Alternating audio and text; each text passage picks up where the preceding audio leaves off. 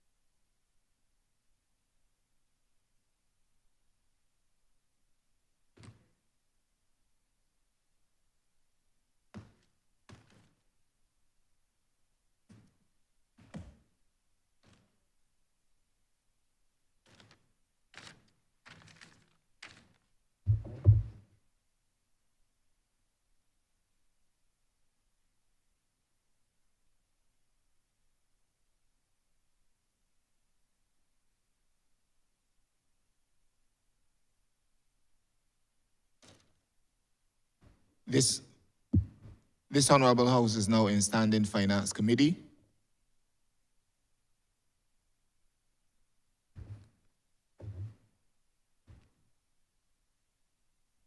When we were suspended, we were under head 83,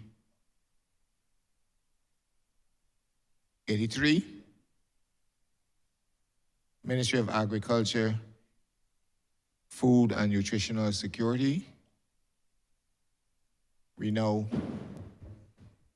revert to that head, Honourable Minister. Mr. Chairman, I seek permission for my team to join me. Permission so granted, Minister.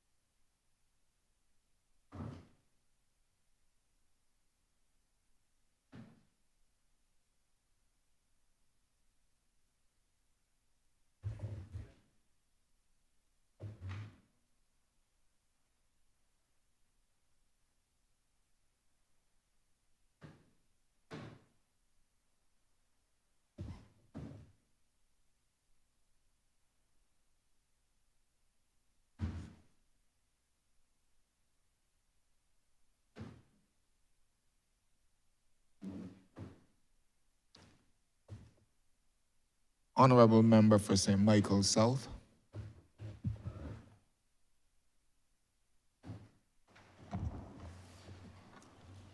Thank you very much, Chair. Minister, I want to congratulate you and your team for the excellent presentation thus far and the work that you're doing on behalf of the people of Barbados and of Barbados itself.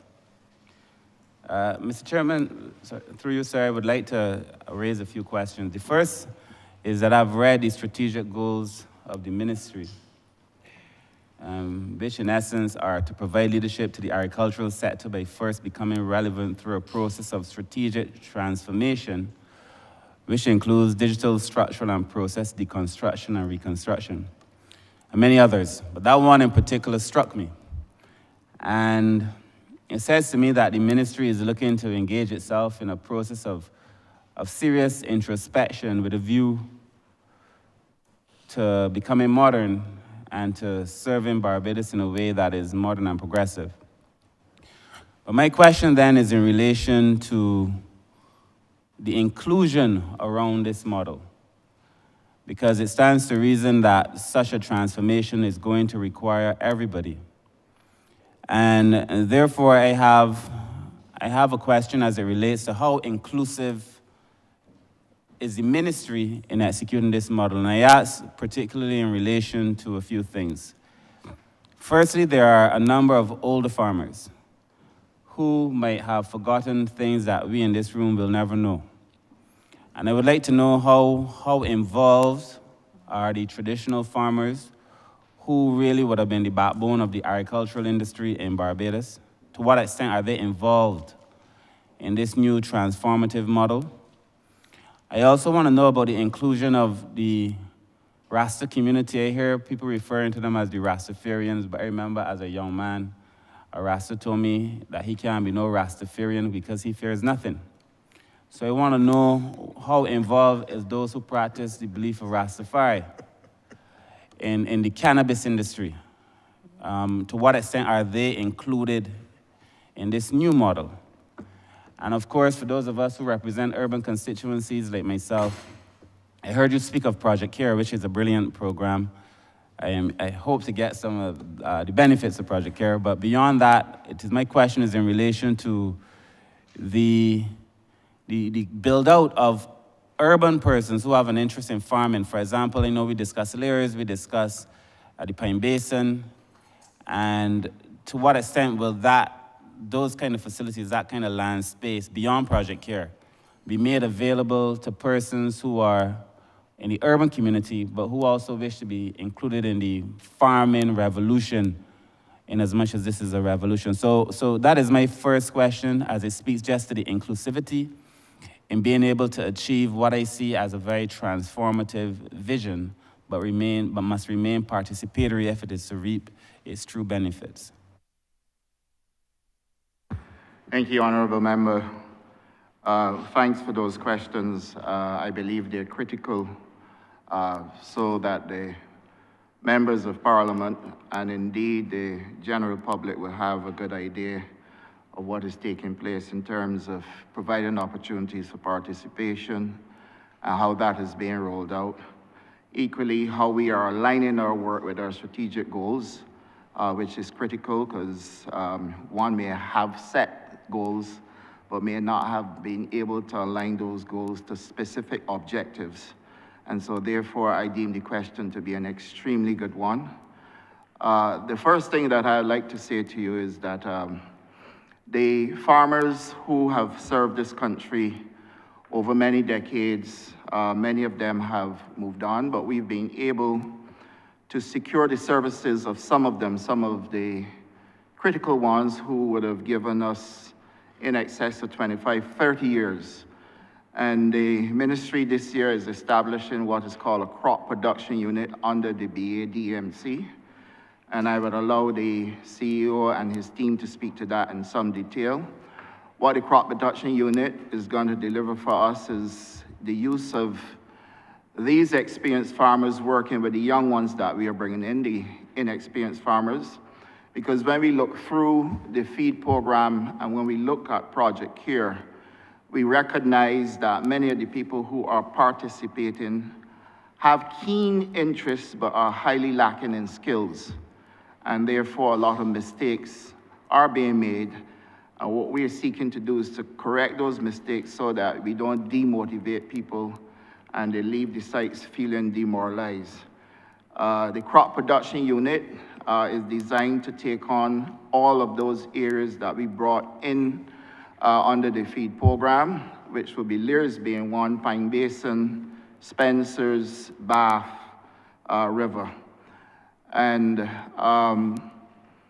the purpose of doing this is because we want to allow for people to participate in the space.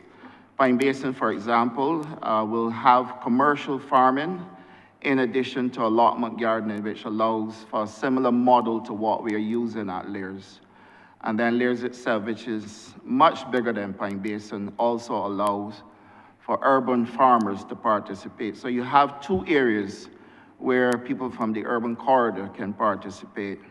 And then when we go up to Spencer's, that also can provide an opportunity, but then that would attract people more from Christchurch and St. Philip.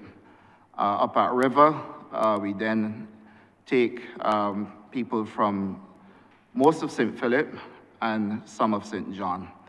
I will allow the CEO acting at BADMC to take you through all of what is happening, what is taking place, what is currently on the ground, the level of cultivation that is taking place, the amount of acres that we are bringing back into production, and how we are setting up the allotment gardens using the system that we spoke of with the master gardeners. So, Mr. Innes, you can go through, and then I will come back to further this conversation. All right, good morning. My name is Frederick Innes, Acting CEO at BADMC. So to the, I guess, a number of questions, yes, inclusion is a critical consideration, particularly in the context of the feed program. It was set up first and foremost to cater to those categories of persons on island who are either disadvantaged or not fully included on a normal basis. What we are trying to do across the program is to have persons introduced to farming who do not necessarily have a farming background, but we've provided training at a base level and given them the opportunities to pursue a business venture within the feed program. What we have recognized, however, going through that over the last 2-3 years is that there is a need for additional support, and the minister mentioned the crop production unit in terms of providing those persons with guidance on a day-to-day basis and knowledge. And what we have sought to do is to actually identify a core group of highly experienced farmers and former members of the ministry included, who can give that guidance to persons on a one-on-one basis. So that crop production unit has been identified, and we would have submitted that to the cabinet for consideration. What they will be tasked with is an ongoing day-to-day support, but also to providing guidance in terms of crop planning, providing guidance in terms of agronomic support, use of chemicals for fertilization, for pest control, and being able to actually deliver through those farmers increased production. Many would have started very enthusiastic on the field, but very often within farming, the risk of farming, from weather to pests to control of weeds, those are things that set in very quickly, and very often we have found overtake the individual's enthusiasm. So what we are seeking to do through these experienced farmers, none of them under the age of 50, I would think, but many retired in some respects, but willing and able to provide that continued support. I think at this stage, the initial engagement has occurred, particularly at Lears, where we've started to meet with those farmers, have the crop production team do those initial meetings, understand what is required, understand what's happening on the ground, and starting to chart a way forward even as we work through the approval process with cabinet. So I think the long-term objective is to ensure that we have that effective support mechanism in place for the commercial farmers, but also for those who may go into the allotment gardens. Those smaller plots, yes, may be easier to manage, but if you have a scenario where someone comes on who does not have pre-existing knowledge or has not necessarily sought to grow crops in the past, They will be given some support as well. The proposal, there is a master gardener team that will be trained up as well, will all be part and parcel of this push towards increased production.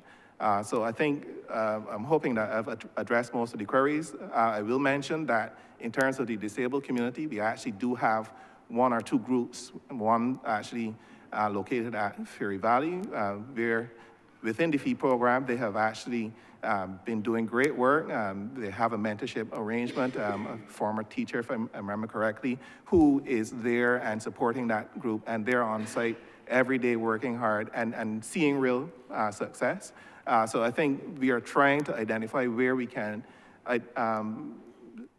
see those opportunities to work with both the disabled community, less advantaged persons, and find ways to help them to progress. Thank you very much.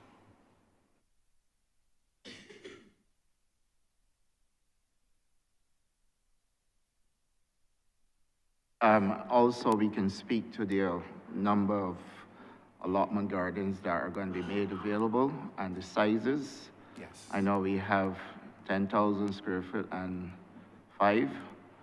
You may want to address how many are layers, how many will be in Pine Basin, and address then the catchment areas that we are looking for so that all of the MPs present would understand how the process is working, and you can give a thorough explanation as to how we do the selection to get the farmers on the allotment gardens. Sure, sorry. So in terms of the acreages that are currently in operation, we have established a number of districts under the feed program where we have essentially brought lands back into production that had been previously lying fallow. Mount Poyer, it's been mentioned, Wakefield, Spencer's, Lears, Bath, all of those areas we have reintroduced production to through this program. The Lears, peri-urban corridor, the allotment garden section is about 20 acres that has been allocated. 10 and 5,000 square foot allotment gardens that have been set up. The number, I think, is about 100 or 101 gardens at Lears. At Pine Basin, a similar approach, 5 and 10,000 square foot allotments. And I think the total there is 20 or 30. But what we are doing in conjunction with the persons on, I guess, on the ground who have expressed interest. Very often they're either coming to us directly or being referred through the constituency offices. In terms of eligibility, it is, I would say, restricted to those persons who actually are from the urban corridor, and therefore, from that perspective, if you're approaching us for access and you're living in St. John or St. Philip, we would direct you to one of the other districts. But for those who are in the St. Michael, Southern St. Thomas, St. James areas, those are definitely persons who would be considered, and as long as there is available space, we would work to make sure that they have access. Total acreages, I guess, just for knowledge, at Mount Poyer, it is just over 100 acres of land that we have worked to bring back into production. At Wakefield, it's 27 acres. At Spencer's, the total is about 90 acres. We have actually successfully prepared 36 acres at that location, but we're working to introduce another section that will be focused on livestock production in the near future. At Lears, it's 75 acres that's currently split between the commercial and the allotment gardens, and another 20 odd that likely will be added in the not too distant future as well. And at Bath, it's 60 acres, and primarily that has been reserved for the Rastafarian community, and a number of those groups have actually established and are operating at that location.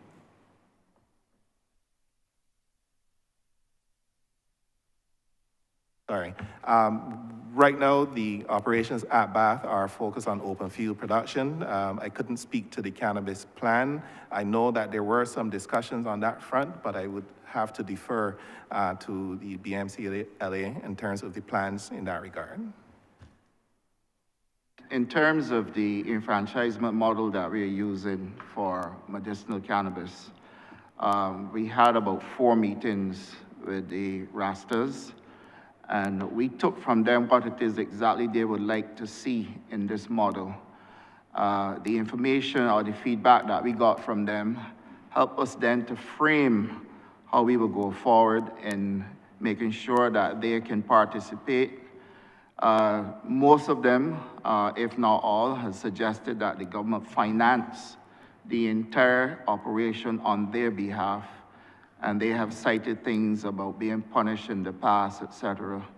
And so when I combine all the information that I received from the discourse I had with them, we came up with a plan to establish a sort of a value chain operation that allows for them to do cultivation, allows for processing to take place, allow for spa arrangements as well, and allow for a cooperative to be established so that the government, if the government participates, then the participation based on the numbers we looked at would give us an opportunity to put the government in that space for about 2 years to 3 years at most, and by then transition out similar to how we did the sugar industry and allow for them to continue the operation. And the numbers are looking good. What we currently face now is market space, and that is what we are working on. We had some conversations with investors from St. Vincent and the Grenadines, and we are looking now to see how we can create this enfranchisement model that brings them in where they are comfortable, because that is the most important part of all of this as well. And when we settle this with them, because this is not going to go forward without them coming back to us and taking a presentation on what we're doing for us to get their feedback before we go public with it. And the reason why I'm approaching it this way is because coming off the conversations that I've had with them, there's some critical things that there is that I personally don't see how we can ignore them, and I will want to make sure that we get it right when we roll out. I'll ask Ms. Shanika Roberts-Odle to speak a bit more about what we're doing, and in very short time, we will be coming to Cabinet with a model that should work in terms of economic enfranchisement. Shanika Roberts-Odle, CEO acting of the Barbados Medicinal Cannabis Licensing Authority. Thank you, Minister. As the Minister would have indicated, we would have had several meetings with the Rastafarian community in which they would have expressed a number of issues. Their concerns go beyond how the current price of the licenses. Their concerns go towards issues of land space, issues of the actual financing to establish their farms, and to continue on with the processing at the level of standards that would be required. Further to that, their concerns have to do with markets. So we have continued under the guidance of the Minister to look at how we can set out a situation that is established for them to win. As you can agree, it makes no sense giving someone a license when you know they need far more than just a license to be able to establish a successful business. And so under the Minister's leadership, we've looked at how could we set that up, especially in terms of the constraints of government financing and the factor that it cannot continuously, even if we were to set up, be financed by the government. And so we have looked towards how do we set up something that is established with the understanding that government will have to step away in short order, but is financed to the extent that it can continue and to be profitable and successful for them. And as the Minister indicated, we are in the process of looking through proposals to see how we can continue to work the numbers and arrangements into something that works both for the country as a whole and for that community and other communities as would need to be involved in this particular venture.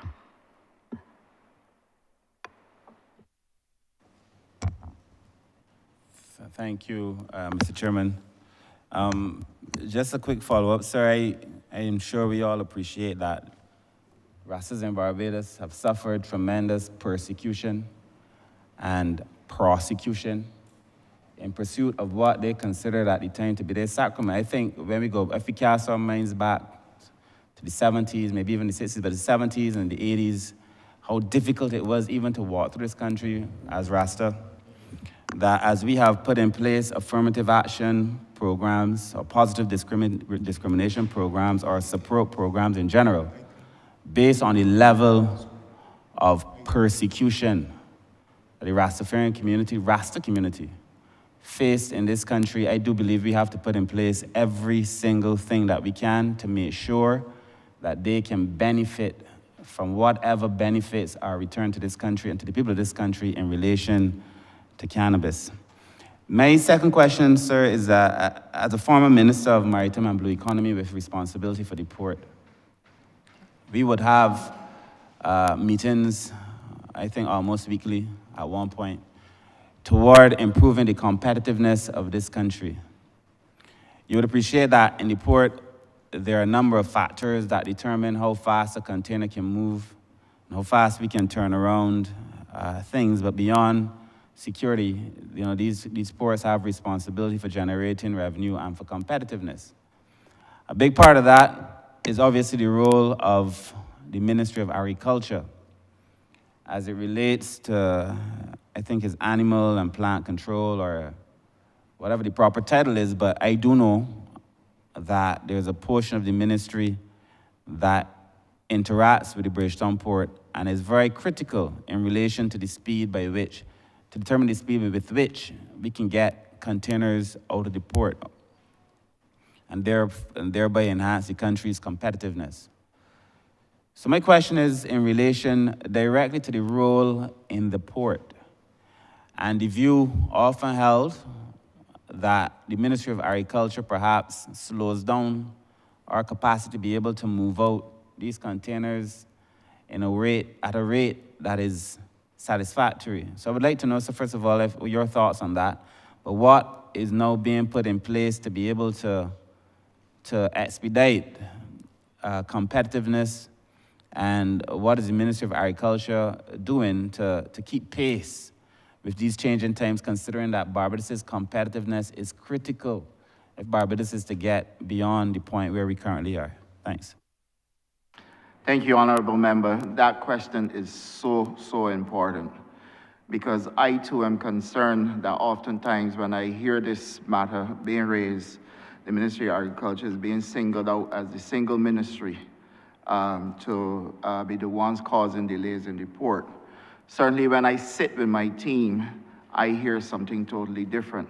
I do recall at one stage throughout 2023, I met with the Comptroller of Customs, Ministry of Health, Ministry of Agriculture, Ministry of Commerce to trash out what is actually taking place in the port, including the framing and setting up of a trusted trader program. All these included stakeholders, included customs brokers, and we came up with a project that integrated the electronic single window as well. And many of the things that we discovered in those conversations also related to the ships themselves coming in and the reporting from the captains on board the ships also, which is a conversation that really does not take place, but one that has been brought to my attention by the customs brokers. So what I would do so that we have clarity on this, and I really thank you, Honourable Member, for this question, because the public also needs to get clarity on this and to know exactly where we are in terms of competitiveness and how containers are cleared in the port. So I will ask the Chief Agriculture Officer Acting, Mr. Michael James, to address what is taking place. And then after him, I would ask Dr. Mark Trotman to explain how the permits are issued through his department in order for us to facilitate traders and the clearance of containers in the port. So first, Michael James, and then Dr. Trotman. Thank you for the question, Honourable Member, Minister. And let me start by saying that it is the role of the regulatory agencies at the Ministry of Agriculture to facilitate trade.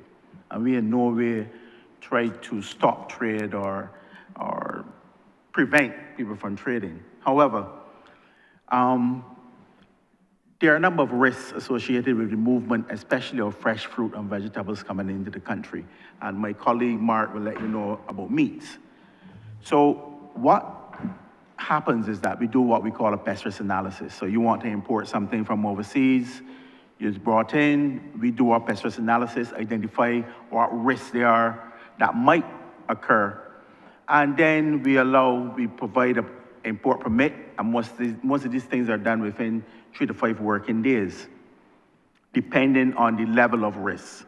And here is where we get often some confusion between customs and the Ministry of Agriculture.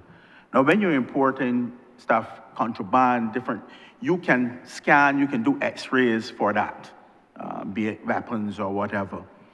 But you cannot x-ray a particular product to find a beetle. You cannot x-ray it to find a virus. You cannot x-ray it to find a bacterium that might be in those products. So when we say that we can't do the 80-20 split, which means you allow 80 to come through and 20 to be inspected, there's a rationale for that. In the past couple of months, we, by the grace of God and by good detective work on our part, we would have stopped at least 2 very important pests from getting into the country. One would have related to a sweet potato, that's Silas, where persons imported sweet potato from a country where they did not have an import permit or did not have a phytosanitary certificate, but it was riddled with Silas. Silas is one of the most important sweet potato pests in the world. It flies. We do have a weevil in Barbados. As you will know, for those who like to eat sweet potato, sometimes you cut the sweet potato and all you can do is throw it away. Not even the pigs want to eat it. That pest that we have bears no comparison to the Silas that it got in, but as I said, we managed to capture it at the port. Now, could you imagine if it had gotten in, we'd be talking a completely different story. The amount of money you have to spend in order to just manage that pest is something incomparable to what we have to do now. So these are some of the things that we look at. So when persons tell us, oh, you're keeping back time or whatever, you must balance it. What we have done, we have sought to have a middle ground. What we have looked at is that for those persons who we normally trade and we know their goods within the port system that don't have to have that amount of inspection, be it, let's say, grapes, frozen products, we have put in place now that we allow those things to turn green. By green, we mean we don't have to inspect it at that point in time. We might have an inspection 2 months down the road for a shipment that come in. But we have gone through it and said, okay, well, this is what we will do. We cannot allow ourselves to become so silent that we allow everybody to do as they like. Because some persons think that free trade means trade unabated. It does not mean that. It means that there is trade, but there are limits, there are international norms that you have to look at when you allow trade, yes? So we have done that. We have also now looked at allowing, you can actually go on the computer using the Executor World system to actually now go in and we can say without fear, okay, we don't want to see that. And that have increased actually the amount of inspections that we have allowed to go. So basically they have decreased it. So we are now linking almost a 60-40, 70-30, depending on the particular product. But there are other things that go on. You know, persons don't talk about there's still a lunch break in the port, and that time goes down. So when they blame us, we are waiting, just like anybody else, for the port to come back up in time, all right? There is the whole issue of persons not presenting the correct certificates. So you ask them, okay, where's the import permit? Oh, I forgot. Where's the phytosanitary certificate? You and I, we cannot travel unless we have a passport. The phytosanitary certificate is the passport for the particular produce. If you don't have your passport, you can't leave Barbados. If you don't have a phytosanitary certificate for a particular product, it cannot be allowed to land here. We do not know what is in it. We've had occasions where people bought a whole container without a phytosanitary certificate. What are we supposed to do? It cannot be landed. So we said, oh, you have to ship it back. You know how much grief we got for that? Oh, it's good product. No, because we can't do the same thing to the United States or England. We cannot send product without the phytosanitary certificate to those countries. So why are we to allow it to come to here? Okay, so we will be fair to everybody, but when it's time to put down our feet, we will do so without fear or favor. Yes, Dr. Trotman? Sorry, am I allowed to follow up, please? Oh, you weren't finished? No, not just yet. Okay, so apart from that, we would have found in our inspection scorpions. We would have found some instances, different types of lizards that come in with these things. We would have found on the Christmas trees that people love to see, all types of different bugs. Nobody sees these things. Nobody cares about them until it affects them. So we do a job that most of us pay to do, a lot of us love, and our mission is to protect our integrity, our biodiversity, and we will do that no matter what. In some cases, it might hurt some persons, and I'm sorry. I will tell them so now, I'm sorry. But we have our job to do, and we will do it, as I said again, without fear or favor. Yes, Minister.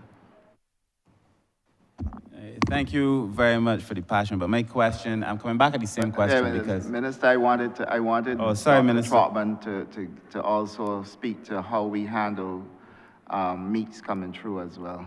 Or Thank any you. kind of, Okay. Thank you, Minister. Mark Trotman, Chief Veterinary Officer. I want to echo the comments and the sentiment of the Chief Agricultural Officer when it comes to that, because the exact same things also apply to meat and meat products coming into the country. Imported meat and meat products pose the biggest threat to the introduction of very, very serious viruses and bacteria into the country.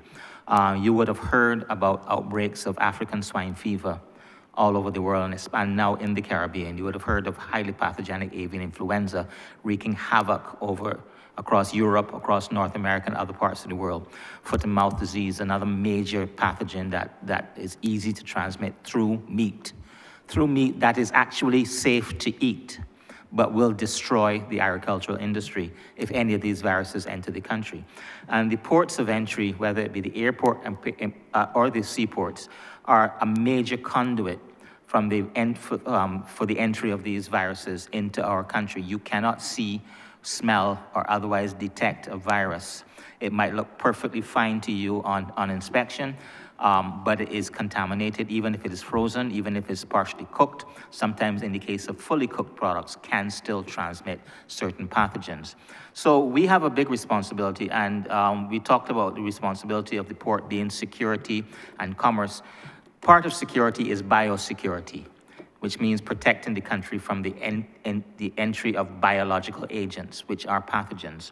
So we have a big responsibility to make sure that these things do not enter the country. We do not have the resources in this country to react to an entry of one of these pathogens. It will decimate our agricultural industry. Some of them are zoonotic. They will also kill people. So the responsibility is big there. Having said that, we do recognize that we do have a responsibility to try as much as possible to facilitate trade, to facilitate the entry, and nothing we do is intended to stop that. With the advent of our participation in the Asacuto World process, that has made the process a lot faster. We're able to greenlight the low-risk products without having to necessarily do a physical inspection. And I would say that has definitely made a big change in our approach. Once we get our electronic single window back on track, a lot of the stuff can be done electronically. We can receive electronic certificates. We can view the certificates and approve them without even setting a foot in the container park or on a ship or in any barn or shed. So that will obviously go another way in improving the rate at which we clear it. But we can't relinquish the responsibility. We do have to protect the country these pathogens.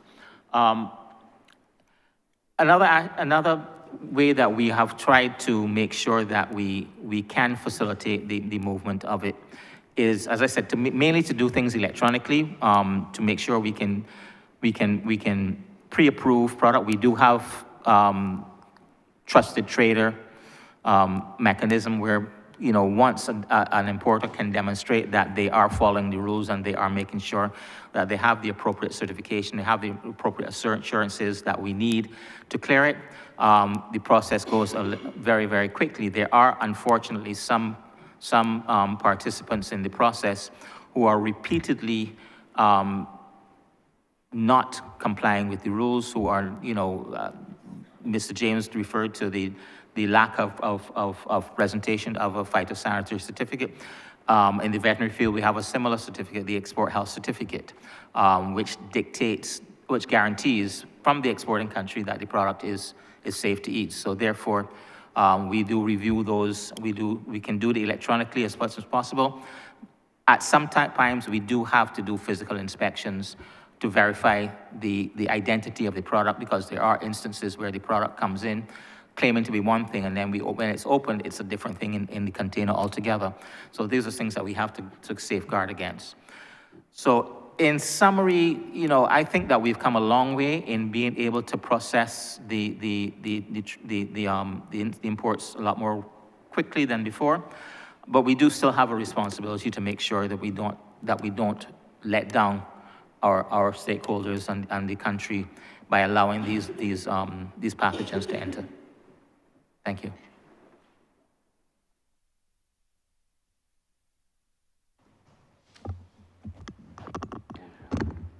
Thank you very much.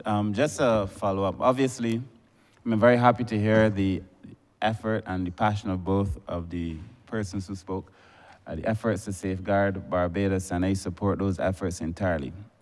However, I'm just keen to know about the use of data.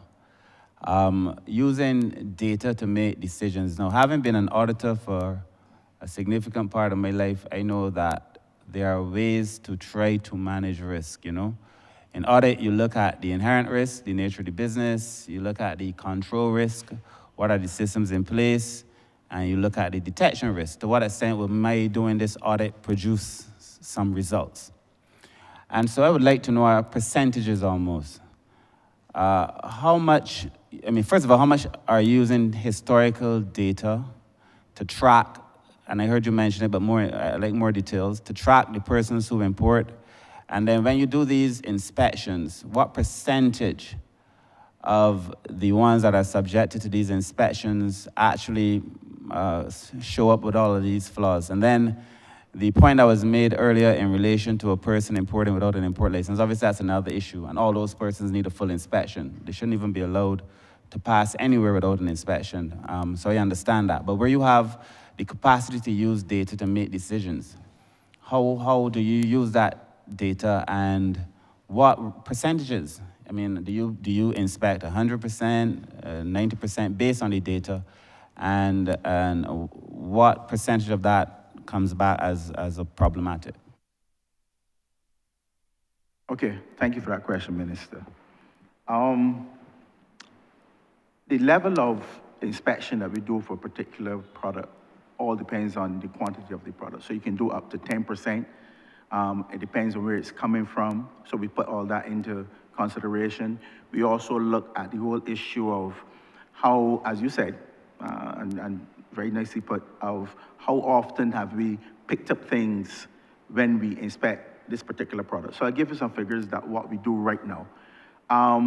Cold storage, and this is regional, regional fresh produce, consignments inspected and cleared within 24 hours of being scanned. So any fresh product right now, we do within 24 hours, that is cleared. At Shed 2, where you have personal defects, and some persons might say, but were you checking personal defects? But that is where people usually try to ease in things, And so it might sound funny, but that's where they put the C's and they hide these sort of things, So yes, so they're checked. All right. 15 minutes, we actually do a check, and if we would clear that in the system, if there's nothing, if they're honest and truthful. 15 minutes, we can clear the system. If we have to check, it no more than 30 to 45 minutes. What we have done in that case, we have switched now to that, and we will be looking at more of, that is the only area that we see that we can probably go to an 80-20 split, where 80% of those goods can go, and 20% we will inspect. And that is based on the data that we have collected over time, and we have looked at and realized, you know, a lot of these people just they might bring in some nuts, or they might bring in some dates. So we have looked at that and said, depending on where it's coming from, we can actually articulate and put from that. So 80-20, we can do that split. When you're looking now at the shallow draft, where you have the regional, that is where we do a lot of our inspections in terms of goods coming, fresh produce, your bananas, your cassava, things that come in from regional areas. And that we're trying now, based on the data that we would have seen, how many persons would have been persons that repeat offenders, so to speak. And we got as much as something like 50-60% that you have to tell them the same thing. Where's your phyto? You said that you were bringing in 6 pounds of yams, but when we look and see you bring in 300 pounds. Now, on the phytosanitary certificate, it says 6 pounds. That means they would have checked 6 pounds. So when we look and see 300 pounds, what happened to the 294? Who would have checked those? What are we supposed to do? All right, should we let them go in and let people make some mashed cream potato or cream yam and some saltfish? That is one way some person may look at. However, those particular yams might carry things that we don't have here. So where do you draw the line? So what we are doing is that as we go through, and we are getting assistance now through the electronic single window, where we're refining our processes.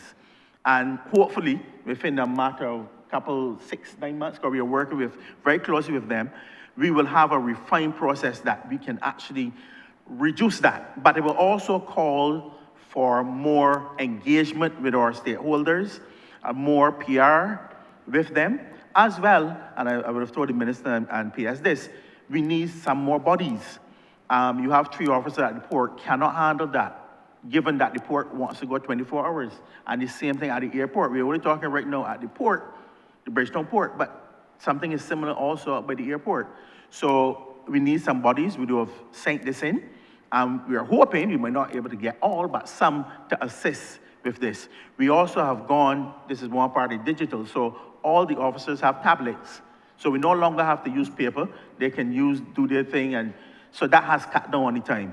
So we're actually actively working on it. It will take some time. We're refining, and nothing happens in a day, but we're hoping that we can get to the point where, Honourable Member, Minister, that you can come in and say, yes, I have seen a difference, especially when you come to Shed 4 to collect your personal products. Okay, thank you very much. Thank you very much for that very profound and highly insightful response.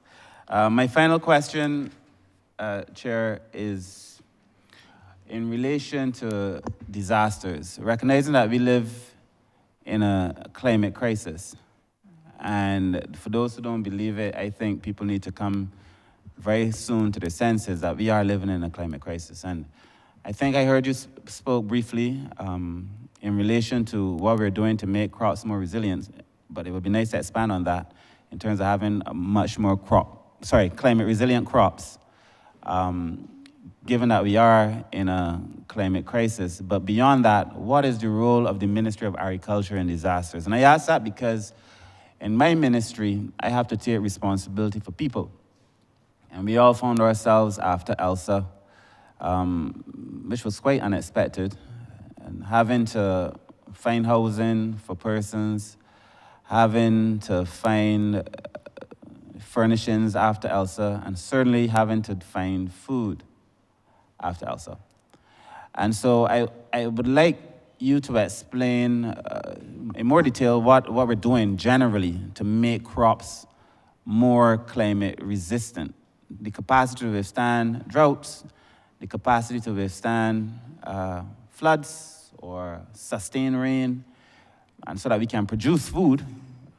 But beyond that, when it does happen, what is the role in dealing with people to make sure that we are able to get persons out of the post-disaster trauma as quickly as possible. And so what is the role of this ministry in that process, sir? Thank you, Honourable Member. I'm going to let the Chief Agriculture Officer speak to this as well. But just to reiterate that the establishment of the tissue culture lab, which we spoke about in detail yesterday, provides us with an opportunity to set up a seed bank so that if we, God forbid, should have a natural disaster that impacted us like Elsa did, or even worse, the one thing that we know is that we can provide our farmers immediately post-disaster with the opportunity to get back to growing food. In terms of people, in terms of having to provide food for people post-disaster, there is already a mechanism in place at the ministry. And we do have contracts with various supermarkets, and we do provide isolating the Scotland district as well as one of the areas, taking the population into consideration there. And we do provide consigned goods for that area. And then for the rest of Barbados as well, we do provide consigned goods. That runs up to a period of time and is budget sensitive. And therefore, post-disaster, what we do is continue to work within the budget that we have to be able to continue to provide food through the agreements we have with the suppliers. In terms of crops that are climate resistant, I would ask the Chief Agriculture Officer to speak to that. And then the Permanent Secretary can also follow up in terms of how we handle the provisioning and the consignments and how it is worked based on the budget that we have to do it. Thank you, Minister, and thank you, Minister, for the question. With respect to how we handle climate resilient crops, it comes down to the varieties.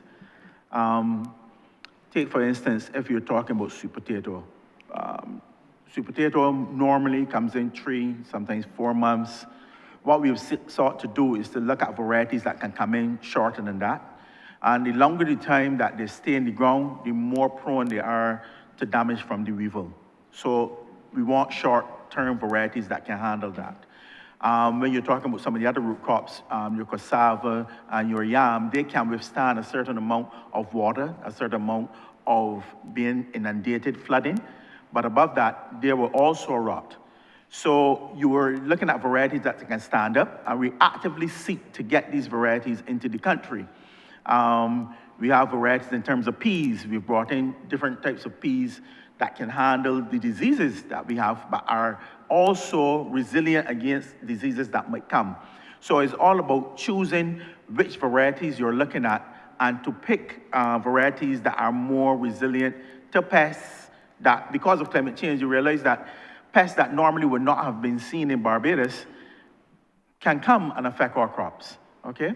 Crop plants, pests that have never come our way, we have seen. We have a, Brett Taylor could think, we have a new hopper on our okra, which we never saw before. It's a plant hopper. And late last year, we had to go and look at it, and the identification only came out earlier this year. So these are things where we look now at varieties of the okra. Everybody like the cuckoo. Who don't like cuckoo like okra slush? So we have to look at varieties now instead of using pesticides that can actually stand up to the effects of this particular pest. So that is one way. As the minister said, we will look at using the tissue culture lab because you can use different things with that. You can use, we have things with the International Atomic Agency where you can use x-rays on plants to look at producing different types of the plant, and you can pick which ones are more resilient. So there are a number of things that we can look at and that we are actively looking at. However, I must add here that there is a particular convention that we've done a cabinet paper on, where it looks at the trade or the movement of planting material. And we are not yet members or acceded to that particular convention. I know that the PS is working on that. But as long as we have that, we can trade with other countries here to bring in different varieties of tomatoes, to bring in different varieties of mangoes and coconuts and so forth. The reason that they brought in this particular convention is that they looked at persons moving what is your international property, your intellectual property in terms of particular varieties. And they don't want this person's taking up these things and moving them. So before you can trade in them, you must be a member of that convention, and it allows for a proper trade. So once we accede to that particular convention, there can be more trading. But rest assured that Mr. Brett Taylor and his team, we are actively looking at the different varieties that can stand up to certain climatic conditions. It can't stand up to all. If you have a real serious flood, a lot of things would die. But you can look at making sure that you have varieties that can do that. Now, the last point before I hand over to PS, if indeed we come to the point that we definitely cannot produce the particular crop, the Ministry of Agriculture is responsible for, when we have to bring in food, to make sure that the food that is brought in terms of fresh fruit and vegetables are good and are safe. I think people forget that, because when this time comes, people then want to give you anything. And that is a concern. Rake up anything that in the larder, for want of a better word, or in the ground or wherever, and they come and send it to you. We are there in that case to make sure that what they're saying would not do harm not only to the persons, but would not do harm to our country in terms of lessening our brain impacts. Okay? So that's another area where we are at the front line of making sure that what is given to us is safe. PS. Before the PS speaks, I will want Mr. Brett Taylor to prepare himself to speak about these new pests that we are seeing as well.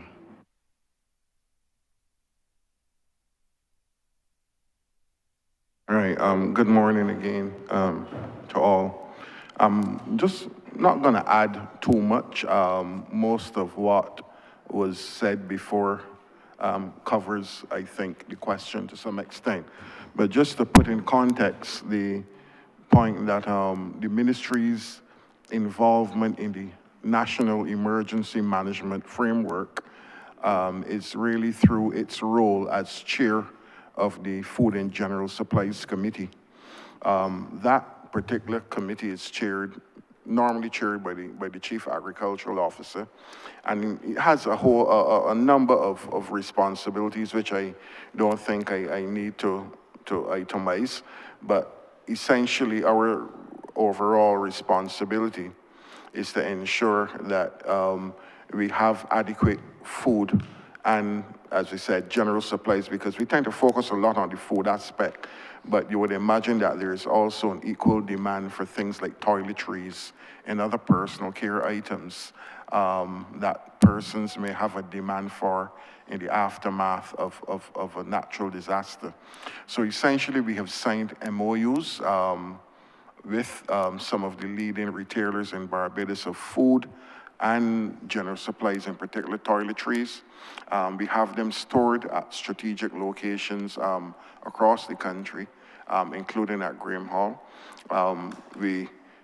Ministers mentioned the Scotland district, and you would appreciate that given the peculiarities in terms of the geographics of that area and the topology of that area, we need to make sure that that part of Barbados is self-sufficient, because if you have any roads, any road slippages or fallen trees or anything in that area which is prone to such occurrences, then we have to safeguard against the possibility of persons living in those areas being cut off from the regular supply chain. So there's there are special provisions for the Scotland district area. The ministry is also, we have a large vehicle fleet, and of course, we assist in that regard because we may be called upon to assist with the distribution of these supplies to places where they're needed. So at the start of the hurricane season, we ensure that all the vehicles are as we would say, up to speed, not literally speaking, but, you know, they're serviced, the radios and the communication capacities are fully functional, and the vehicles are all there so that we are ready to contribute to the national cause. So that's essentially, we serve as chair of the Food and General Supplies Committee, and we have the responsibility to ensure that persons are fed and that they have the necessities in the aftermath of a disaster. Thank you. Mr. Taylor. Thank you, Minister. Good morning, Brett Taylor, Senior Agricultural Officer. In regards to some of the areas that the Acting Chief Agricultural Officer spoke about, what I can say is that over the last couple of years, we have intercepted some new pests. Just last year, as he said, we had an issue with an import of some sweet potatoes from one of our regional partners that we found this pest that would have been devastating to our sweet potato industry here. But that is just one of sometimes too many that we can come across. For the last couple of years, we have also been seeing another pest in strawberries. Suffice it to say, if they come in dead, that's okay. But when we do our checks, sometimes we find that they are living, which is not okay. This is of great concern to us. I'm sure members will be aware of the central examination cargo facility that is to be done or is in the works. And this would be of great importance to us because then it would be somewhere that we can check produce in a much safer environment in a closed area. So these are things that are needed at the seaport and at the airport. In terms of the plant hopper, we have seen an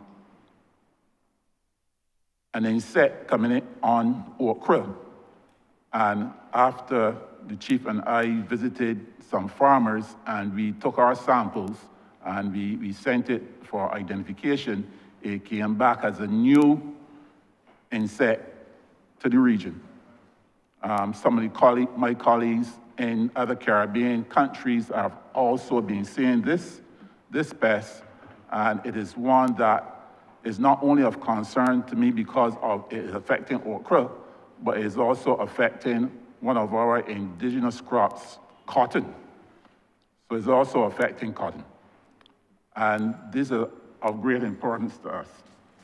Some of the things that we are doing to mitigate some of the issues with climate change is that we are testing a number of varieties. Currently, we have about 8 varieties of onions that we are testing. We are looking at how they stand up to rain, how they stand up to the weather, how they stand up to different pests, how we grow them. We also have at the ministry a bank where we have about 45 different varieties of sweet potatoes. Then we have a number of different varieties of cassava, different varieties of yam, and the public can always come to the ministry, and I will not tell you that you're going to get material for an acre or even a quarter acre, but you will get pieces. And we have developed ways in which the public, in which farmers can safely produce clean planting material. And this is in conjunction with the University of the West Indies, where we looked at a sweet potato production manual. We've also looked at different varieties of papaya. So we brought in different varieties of papaya to see if we can mitigate against the what the agents call bunchy top. And this is something that has been continuously troubling the local producers of papaya. So we brought in some new varieties to look at that as well.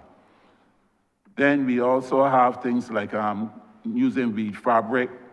We also have looking at things like staking our tomatoes. You know, Bajans aren't really used to steak and tomatoes, you know, but those are some of the measures that we have also been looking at. We're also looking at using things like row covers. So all of these are things that we can do to mitigate the effects of climate change, to mitigate the effects of these new pests on our crops. And then obviously, of course, the minister spoke yesterday about greenhouse technology. So bringing in greenhouses and having the right greenhouses for our environment is also a big part of what we do. Thank you. All right, thank you very much, Minister. I would have, under normal circumstances, asked about as a follow-up on the central examination facility, but I do believe that is worthy of expansion. I won't ask now, though. I just want to thank you, Minister, for your efforts to enfranchise Barbadians and for your efforts at food production and for not only your efforts, but surely your results in terms of post-disaster work. And I want to commend you and your team for so acquitting yourself with distinction during the process of this presentation in Parliament. Thank you. Honourable Member, I want to thank you as well. Actually, those questions that you posed this morning are absolutely critical in terms of providing information to the public. And I'm glad that you've been able to do so with the level of professionalism and in the traditional mode in terms of how we operate in this honorable chamber. And that is a breath of fresh air when compared to what I have seen over the past days of these estimates in other places. The permanent secretary wants to do a follow-up on how we do the provisioning after disasters, and I would make way for him to do so before we take the next question. Chair, if that's okay. Yes, you may proceed, Pierre. Actually, Minister, I just wanted to comment specifically, though, on the first matter on trade facilitation that was raised as it relates to the port. And I feel obligated to speak on it, although my colleagues have already done so, because as we all know, I always say it's the permanent secretary's telephone that rings when things go wrong, or not, well, yeah, wrong. They don't normally ring when things go right, but when things go wrong, we get the calls. I had this conversation with the Honourable Minister Cummins a couple of weeks ago because of genuine concerns as it relates to the role that the ministry plays and the perceived impact that the ministry has on how things go. And I do understand. In a previous assignment, I was in charge of trade facilitation. My background provides me with a reasonable understanding of its importance and what it is. But I think sometimes we can miss a very important point. And it has a lot to do with the fact that we are so much into the technology now that very often we think that the solutions reside in technology. So that it is normal that when you speak about expanding your HR base, you often have to justify it within the context of having more access to technology. And I have to make the point that all processes that I am aware of, especially production processes, depend on certain inputs. You have labor, you have capital. In this case, we can see capital as the technology, labor as the persons in the ministry. And there is something called an optimal capital-labor ratio. The reality is, if that optimality suggests that you must have 4 persons per 8 computers, then the reality, sir, is that if you have the 8 computers and 3 persons, then you are in a position of suboptimality. The bottom line is you need 4 people to the 8. So that to just say we have the technology and how are we using the technology sometimes prevents us from remembering that there has to be that optimal combination of labor and capital. And if labor falls short, the outcome will be suboptimal. Thank you.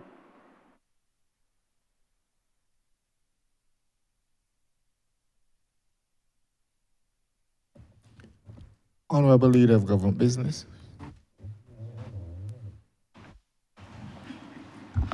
Thank you, Mr. Chairman. A pleasant good morning to you, Minister, and to your entire team. Allow me to echo the sentiments of others as it relates to commending the team and yourself for the leadership that has been provided to this very important sector, one which I believe has often not featured as prominently as it should, whether in estimates or certainly in our discourse in this chamber. I do recall a time when this particular ministry under the previous administration was caught in a battle where the then minister was fighting with the prime minister on economic policy. I think there was a view that there was supposed to be some monies that were borrowed by way of a loan from the United Arab Emirates, and the minister at that time went very silent in relation to anything related to agriculture and generally to economic development in the country. And so I know that the ministry has struggled over the years, certainly with having a consistent approach to improvements to agriculture, being able to expand our food production. I'm happy in your opening that you indicated that there has now been some increases. We've seen some increases in food production, and that is to be commended. I hope that that also trickles down in that, you know, as we increase the production, we're also ensuring that individual households are also benefiting, and that people are individually making sure that they're also growing what they eat, but also eating what they grow, because I feel that is a major pillar that as a government we must continue to encourage and to support. This administration has been preoccupied not with sheep, but we have been preoccupied with enfranchising people and enfranchising persons who are interested in farming. As you know, farming is not an area, and agriculture is not an area that a lot of emphasis is placed on in our educational system presently. I'm hoping with the reforms that we can see an even more dynamic uptake in terms of children being interested in agriculture. And I think that to the credit of entities like with the AgriFest, the support that is being given by the ministry, I think that we are starting to see and to yield some positives in terms of a change in mindset towards agriculture generally. And I just want to commend you and to ask that both the organizers of AgriFest, but also your ministry, continue to support those efforts to ensure that our young people in particular are learning about agriculture and options in terms of career choices from a very young age. Now, in terms of our empowerment of people and in enfranchising people, in similar vein as we've done in other sectors, agriculture is no different. I recall, Minister, that you would have led the charge, and I know that it's close to your heart in terms of the river plantation issue, being able to enfranchise a number of persons, farmers who were disrupted in some ways from being able to have access to water. And I want to commend you for that. As I said, we are a party that is focused on enfranchising people and breaking down barriers that stop people from being able to make a decent living. And I think that the attempts through the changes to the legislation, which were long-standing and long outstanding, have made a significant step in changing the lives of ordinary people in this country. I do note, though, that you indicated when the steps were being taken in relation to river plantation, that you were looking at things like metering, you were looking at things like the sluice gates. And I'm therefore curious, particularly because with climate change and our desire to want to get more water to our farmers, particularly with droughts always on the horizon right now, what do these estimates provide specifically for the farmers at river plantation? Because a lot of steps have been taken, but are we where we need to be in relation to the increase in production or supply of water to the farmers? And what other efforts are the ministry taking to ensure that those farmers are not further disadvantaged in the future? Thank you, Honourable Member and Deputy Prime Minister. The estimates for the financial year 24-25 under the BADMC are designed for us to continue to provide support to the farmers right across, but specific to the phase 2 of River where we are putting in the additional reservoir. We have requested funds in order for us to be able to do that. What I will do is let the CEO of BADMC respond in terms of where we are with the meters, in terms of where we are with the management of the Three Houses Spring. We only just got the regulations back, so that will then determine how we go about using the sluice gates and how we provide entire management structure over Three Houses. I must thank Sir David Simmons for the work he has done with us in getting us through the legislation and also the regulations. But I would like to, the CEO to speak to where we are and how that is aligned with the estimates. Hi, good morning. Thank you for the question, Deputy Prime Minister. The regulations that were mentioned have in fact been placed before our board for review and approval. They will then be forwarded on through the ministry to for proclamation. In terms of the engagement, we have started the process of creating a committee which will have oversight and provide BADMC with, I guess, a review and guidance on how we move forward. That will include members of the police force, the Barbados Defense Force, as well as the riparian owners who are going to have a continuing say, obviously, in terms of what we do at River. The objective at this stage in terms of the management of the stream is, I think, along 3 tracks. One, in terms of water quality. We have within the regulations a proposal for continual testing of those of that water. I think most would understand that that water is being used not just for farming purposes, but there are a number of persons who use it for recreation as well. So we want to ensure that that quality is maintained. In addition, there is also the question of availability, obviously, for the farming purposes, but also too for those persons who are owning lands along the stream to ensure that they have the continuing access that they would have enjoyed in the past. What we are seeking to do, however, is just to ensure that there is reasoned and reasonable access for all. I think there were concerns in the past about parties or taking advantage of their position along the course and having first access. What we are going to try to do is just to ensure that in that process, yes, they are going to have their rights, but we would also want to ensure that they do not infringe on the rights of others who come after them. So there's plans in terms of just monitoring the stream, using drones, using the water quality testing, as I mentioned, observing and ensuring that there are no blockages to the water stream, water course along its identified track.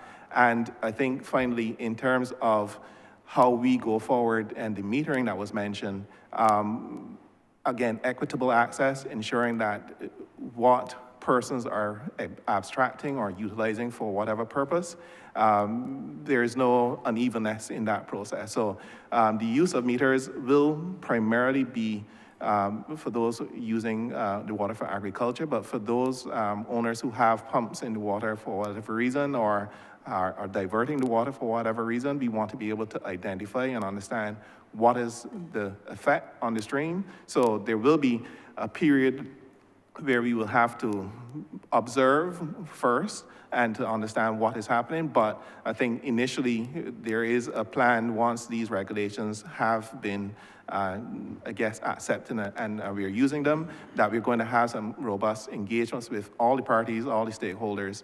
There will be correspondence that will be sent out very shortly, just to advise them that where we are in terms of these regulations. But more so, we would want to actually meet with them on a continuing basis so that they understand what we're doing. The water quality testing, I think, though I would just want to mention, is one of our top priorities. We actually have indicated that we're going to target 6 times in a year, that we will test this water at different points along the stream. So I think we need to establish a baseline. I know Water Authority have had a continuing review, typically at the head of the stream. What we're going to be doing, however, is all along this water course, so that we can start to understand where and if there are issues that arise and how we can best work with those persons who are there to manage and maintain that quality. Thank you.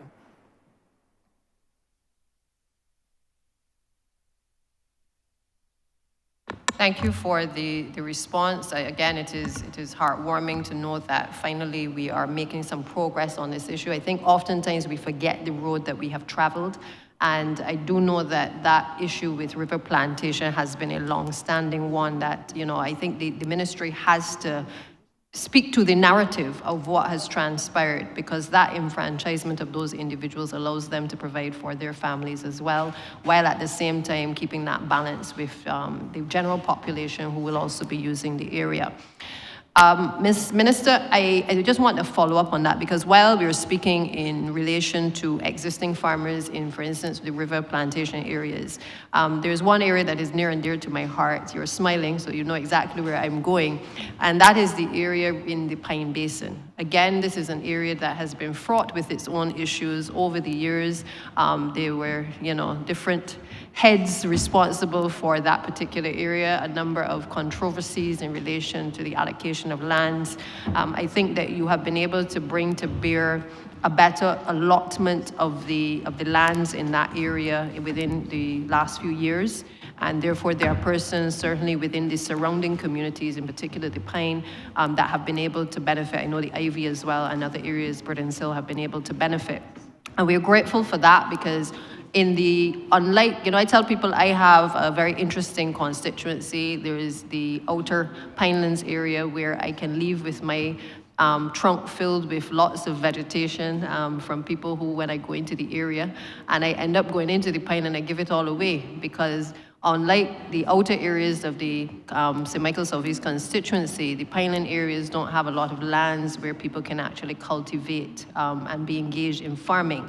And so the Pine Basin project has provided an opportunity for the people of the constituency of St. Michael Southeast, certainly, to be able to have a space on the border, in a sense, to be able to cultivate lands. Now, it has not been easy, I know, because there have been some challenges, not only with the weather, but also in relation to irrigation as well.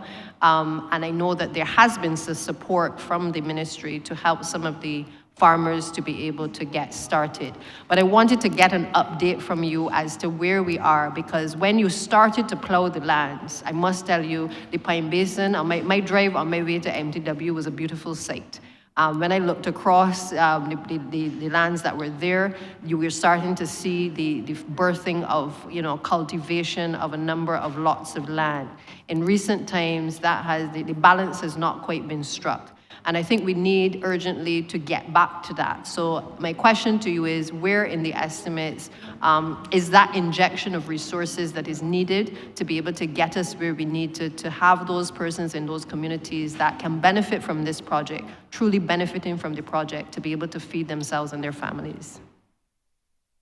Thank you, Deputy Prime Minister. I'm going to let Mr. Innes address this as well, because we've been doing some work in the Pine Basin. Actually, we are starting back to clear the Pine Basin again. We have had some challenges with flooding, and we are working with the drainage unit to make sure that we can fix that problem. And then as I mentioned earlier, we are going to work with the Chinese. There's an area in the Pine Basin that does nothing else but captures water. And we are going to work with the Chinese to do a rice project there as well. So I'll let Mr. Innes speak to that, and he can speak to the amount of allotment gardens that will be there, and of course, how we are going to approach it and in the estimates as well. Thank you, Minister. I just was reminded, in terms of the river, we are planning a further catchment at the Three Houses factory yard. There's $6.8 million we've put a request forward for. So I just wanted to highlight that as well, just as to finish that question. In relation to the Pine Basin, I know that this is a continual challenge that we have battled with over the last several years. Maintaining that space has been a challenge. Very often, unfortunately, as farmers are placed into the area, they do encounter some challenges because of the flooding that the minister mentioned. Beyond flooding in itself, because of the nature of the soils, it tends to retain water for quite some time. So very often we have encountered scenarios where farmers who are very willing and eager to proceed, but because of the condition of the land, we are unable to bring equipment into the space in order to actually cultivate, make it ready for them. And that has been one of those things as, you've ebbed and flowed, you started, but then lost traction because of the state of the soil. Now, in terms of the plans for this year, the Master Gardener and the crop production unit that were mentioned, the Pine Basin layers are key areas that have been targeted with those projects. And in terms of being able to, one, to provide the support that was mentioned, but also two, to have the both technical and physical resources in place in order to actually facilitate, be it access to the equipment that was mentioned or planting material, et cetera, planting plans as well. So the objective here is, as we roll out these programs, to ensure that we bring the resources and have them on hand, as opposed to, unfortunately, the scenario where we have to go and come back and go and come back multiple times, which is unfortunately the scenario we've had over the last year or so, where our tractors get pulled away to be in St. Lucie or in St. Philip.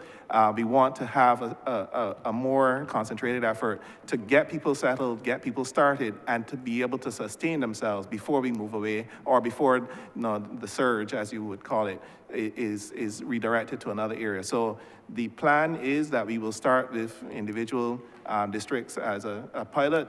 So theirs has been identified as where we would start, but Pine Basin is where we would want to go to as the next stop.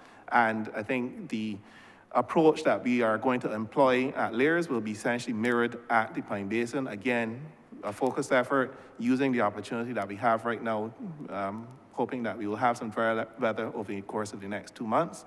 That will give us the opportunity to clear, prepare, and get those lands into a state where persons can take them up, and as I said, be sustained in their approach. Where there are scenarios where people have breaks for whatever reason, that's where we have found control is lost. And losing control in the Pine Basin is one of those things that guarantees that you're going to have a while before you can restore. So I think from our perspective, having this focused effort is one of those key next steps in terms of being able to turn that around. Thank you. I think my concern following your response, though, is that there are a number of potential farmers who are now frustrated because of the length of time that the project in the Pine Basin has been taking for some of them to be able to get off of the ground. And I'm therefore just going to I appreciate that we have to prioritize. That is not lost on me. But I would want that perhaps, or recommend that perhaps while we are focused on layers, that a lot of the preparatory work to be able to accelerate the Pine Basin is also taken. In other words, two streams. Because again, let me reiterate, I represent across the road from the Pine Basin, the largest housing area in the country. And when we give to persons who live in those districts an opportunity to be able to get involved in farming, they will bring along other persons that, again, will help to alleviate some of our social problems. I don't think I can put it any plainer than that. It is therefore, now Layers is for me in the middle of nowhere, but I know that it is frustrating for me as it is for residents in St. Michael Southeast to drive past the Pine Basin and to know that there are persons who are willing to work, willing to bring along others, and they are not in a position right now or for the last few months to be able to take up that opportunity. And I would encourage you to perhaps bring in those persons and engage with them in a conversation, see if there are any other options, if there are any other training opportunities that can take place while they are waiting, because many of them will divert to other means of revenue in the interim, while they are waiting on the Lyris project to be done and then for the Pine Basin to start. And I would want to encourage you to understand the social dynamics of our society and certainly the area around the Pine Basin, and to put some resources that I'm sure you can find, Minister, to this very worthwhile project. My second question, I don't know if you want to respond, sir. Yes, thank you, Deputy Prime Minister. You're absolutely right. And everyone sitting here with me would tell you that in our meetings, I always make the point, if we can't help people, they're gonna help themselves, and we're not gonna let how they're gonna help themselves. So I've always emphasized that point. The Pine Basin, I pass there every single morning. And when I pass the Pine Basin, I sometimes make calls to people at the BADMC when I don't like what I'm seeing. I took a team there to look at the area to see how we can get it going. There are some farmers to the front who are doing a really good job, but I feel that deep down inside, where we get a lot of the flooding, that we now need to get that work out the way and bring back a lot of the allotment gardens that we are looking to put in there so that we can see activity in the Pine Basin. And I do agree with you. I actually concur with you that if the Pine Basin is there and across the road, you have a community that we understand what it is like to be in that type of community. And Barbadians like to help themselves. Barbadians don't mind going through a struggle, but they must see a way. And I think our job is to provide that way for them. And therefore, I am gonna make it my business to make sure that the Pine Basin is up and running the way it should, and that the constituents of St. Michael Southeast are facilitated the way they ought to be, especially those in the Pine. Thank you, Minister. Just to say, I think we've also spoken about the across the road from the actual Pine, what we refer to as the Pine Basin, the possibility of being able to have shade houses, other forms of agricultural opportunities there. And maybe that is an opportunity to have some of those persons who are having to wait, maybe be involved in some activities on the lands that I believe are not as problematic as across the road. So again, just suggestions to be able to ease some of the pressure off of me so I can ease some of the pressure off of you, sir. Point taken, Deputy Prime Minister, it will be done. Thank you.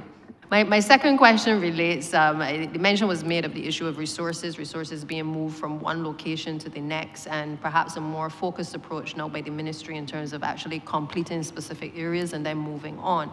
As Minister responsible for Public Works, as you know, we're doing the Scotland District Road Rehabilitation Project. And that project, while it is a $230 million project, it requires us to work very closely with your ministry. And I want to just publicly thank the Soil Conservation Unit because they have been working with us very closely, providing comments on issues related to the Scotland District, as they have done tremendous work in that area over the course of the last few years.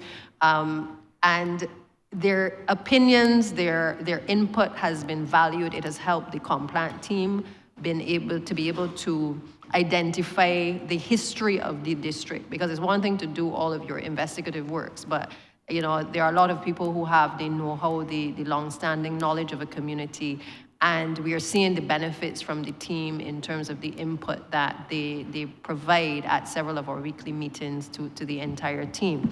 So allow me to just say again, thank you to the support that we've been given. But the issue of capacity often comes up because we want to spend this $230 million. Everybody wants roads to be completed in their area. But we are also plagued with the issues of slippage. We're plagued with the issues of being able to accelerate Gabion works in a number of the districts in the Scotland District. And oftentimes when we raise the issue of resources and support from soil conservation, we are often told exactly what we heard earlier, that the team has had to come off of dealing with X to go to deal with Y. Again, it presents a challenge because for us in Public Works, the focus is on getting roads done.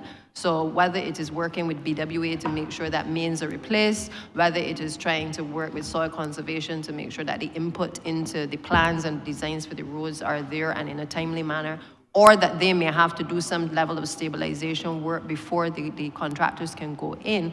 As you can appreciate, all of these dynamics weigh into us being able to execute the roadworks program effectively. And I note that there is a Scotland District program within the estimates. I think it's 162.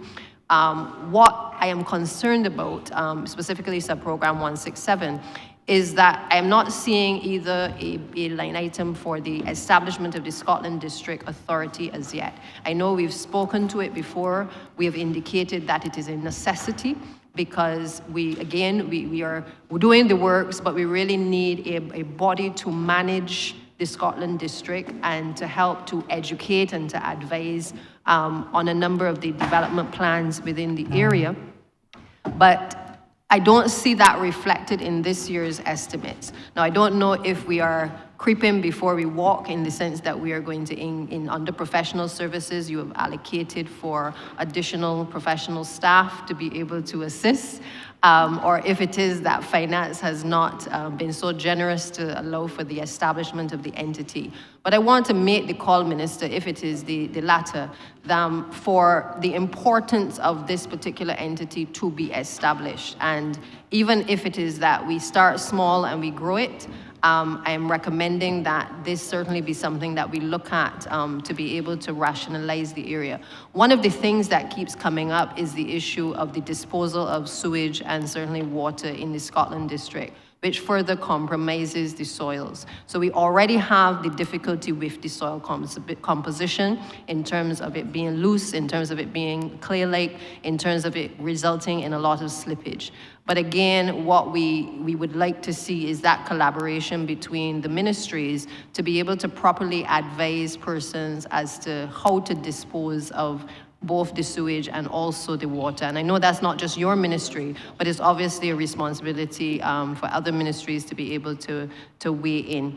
And my last thing, which I hope that once you answer the question on the Scotland District Authority, you can also raise, is that we'd spoken about a fund, a revolving fund, that would allow persons within the Scotland District to make improvements to their homes by way of improving their disposal of water and certainly of the sewage.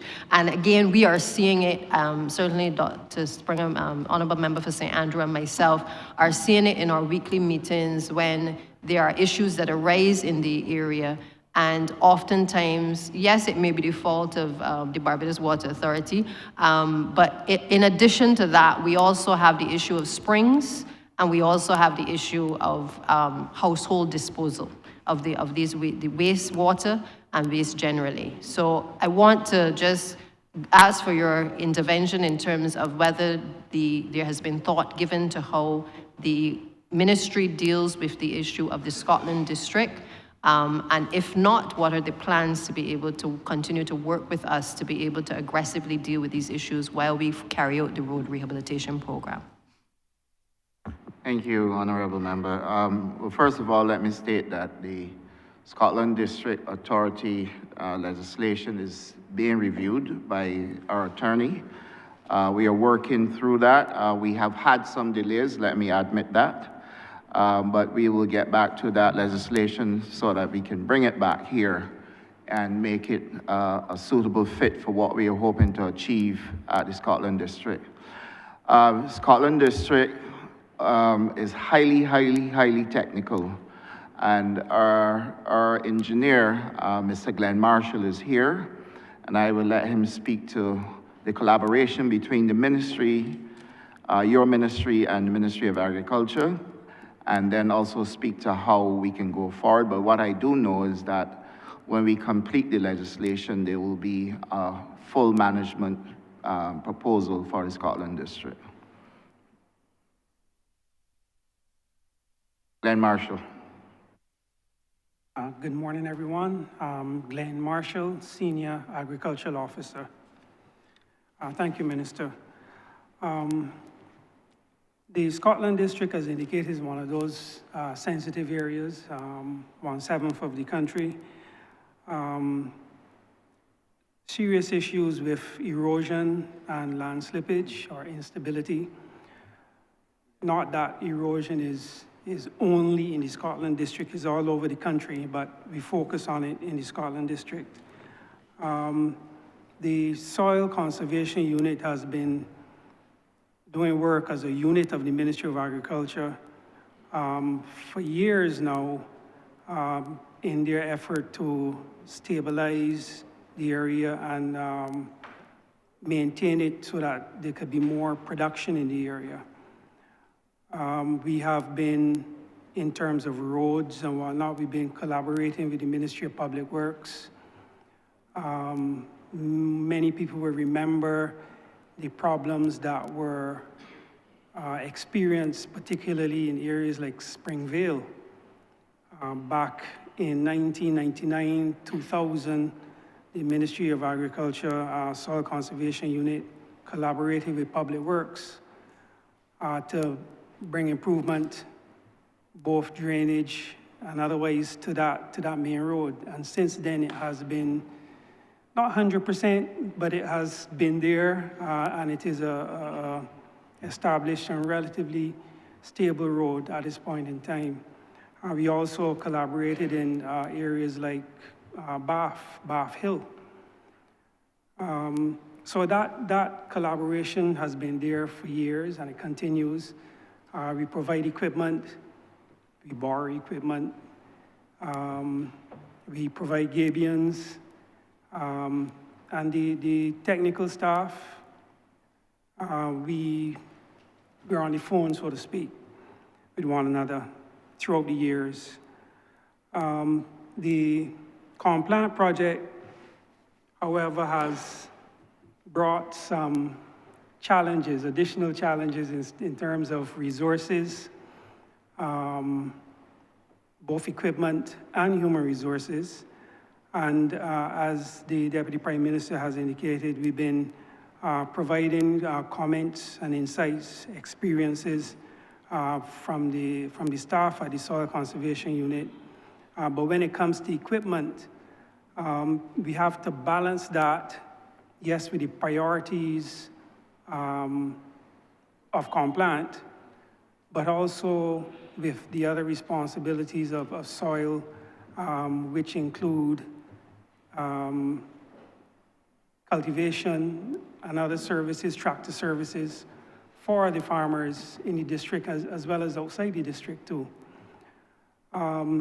We have heavy equipment of all types, earth-moving equipment, and we have been having significant challenges with keeping all of that equipment operational at the same time. It isn't only a challenge for the Soil Conservation Unit, but also Public Works and other persons who operate large equipment. The agents simply do not maintain the level of stock of parts that are required by the equipment. So sometimes we could be waiting months, many months for parts to come in, even though the funds are there. But we have to be waiting for those parts to come in and for the agent to provide the required service. We maintain we have a workshop, heavy equipment workshop at the Soil Conservation Unit, but there are times when even they can't resolve all the issues with the equipment, especially as a lot of the equipment now is going more electronic. We have tried training staff in that area, but we simply don't have that in-house capability. So we're going back to the agents for parts, for service, for almost everything. But that collaboration is there. It will be maintained. We attend meetings, the Complant meetings every Monday morning, or whenever they're called recently, and also with, up to yesterday, field visits to see what's the situation in and around the particular projects that we're working on now. So in terms of collaboration with MTW, that is there. If you're looking at the other activities of Soil Conservation Unit. The primary one being the engineering component, where we look at trying to stabilize the area and control springs and whatnot. Again, that has been ongoing. We have been trying to, wherever significant springs are identified, we try to harness that water, like in the Greenland area or the Borden area, where whatever drainage water we catch through the subsurface drainage systems that we've installed, we try to bring it into a pond so that the farmers in the areas can have access to it. In the Borden area, we've been working with the BADMC to rehabilitate that system for farmers in the area and other activities. We are also, as part of the water augmentation program, looking at other areas, for argument's sake, Haggett's in St. Andrew. We have rehabilitated one of those, the reservoir that's there, and that is now available for providing irrigation water to the nearby nursery, to the nearby orchards in that area. With respect to, you had mentioned disposal of wastewater. Our drainage systems in the area, they do pick up or plan to pick up spring water, but because of the housing areas in the area, they do also still pick up some of the sewage, the water disposed from houses, be it from just rainfall runoff or sometimes deep in the profile from sewage systems, damaged septic tanks and whatnot. We have had initial discussions, this would have been years ago though, not recently, whereby we were suggesting that some of the communities within the district are actually sewered with small or compact sewer systems, because a lot of the sewers, the effluents from the homes actually get into the water systems, the water courses, and eventually end up out at sea. So there's need in looking forward. It isn't in this year's budget. We haven't looked at that in particular, but there is need for that discussion with the Water Authority and Sanitation Services Authority and whatnot to look at those packaged treatment plants, similar to what you may have with a big hotel for particular communities within the Scotland district. Thank you. Thank you, Mr. Marshall, for, I think, that the clarity that I think the public needs as well, because while I, in some ways, know the answer that you will provide, I think it is important that those living in the Scotland district and certainly wider Barbados understand why we are spending the monies there, but also what are some of the real challenges on a daily basis that the ministries are facing in trying to grapple with those issues. Now, I appreciate the point that we have to find balance between Complan and the other ongoing day-to-day issues that the ministry may have. But I do feel that with us spending the amount of money that we are on the Scotland district, that there must be a case made for additional resources to the Soil Conservation Unit to be able to support the roadworks program. It cannot be that we are working feverishly to get these works done, and then we don't have the additional resources to soil conservation, because whether it is the technical expertise in the form of professional services, or whether it is your ability to have, I know you have trained up Gabion workers to support. We are also using some of the persons from the ASH program to train up, that have been trained to be able to support the Gabion Worker Program. But imagine if we were able to have those additional resources through the Soil Conservation Unit to have that oversight to help us to escalate the roadworks program. And particularly in an environment where we are working against the issues of climate change, I think that these estimates, if there's any leeway to reconsider how we address these issues that I've raised, I think that consideration ought to be given to it. Because I honestly don't see anything reflected, and I think on the admission of Mr. Marshall and you, Minister, there's been no account taken to the existing challenges that are currently faced by Soil Conservation Commission, and certainly my constant request to them to be able to help support the activities of MTW. So I would hope that some reflection may take place before we close this debate in relation to that matter. My last question, because I know we have to extend the time given that we have a number of other questions that are to be posed under this head. My last question is really a follow-on on the issue of human resource capacity generally for the Ministry of Agriculture. And it comes from a position of when I was Minister of Education. We were looking at the HOPE and the JUKE project, which obviously has been funded by the People's Republic of China. And one of the concerns at the time was exactly how these two institutions were going to help us to build out the agricultural sector. And we had established a task force which was led by Dr. Charleston Brathwaite, who I am sure is well familiar to all of you for his experience in this area. And along with the Ministry of Agriculture and the tertiary institutions, we took the opportunity to delve a bit deeper into what were really the needs of the sector.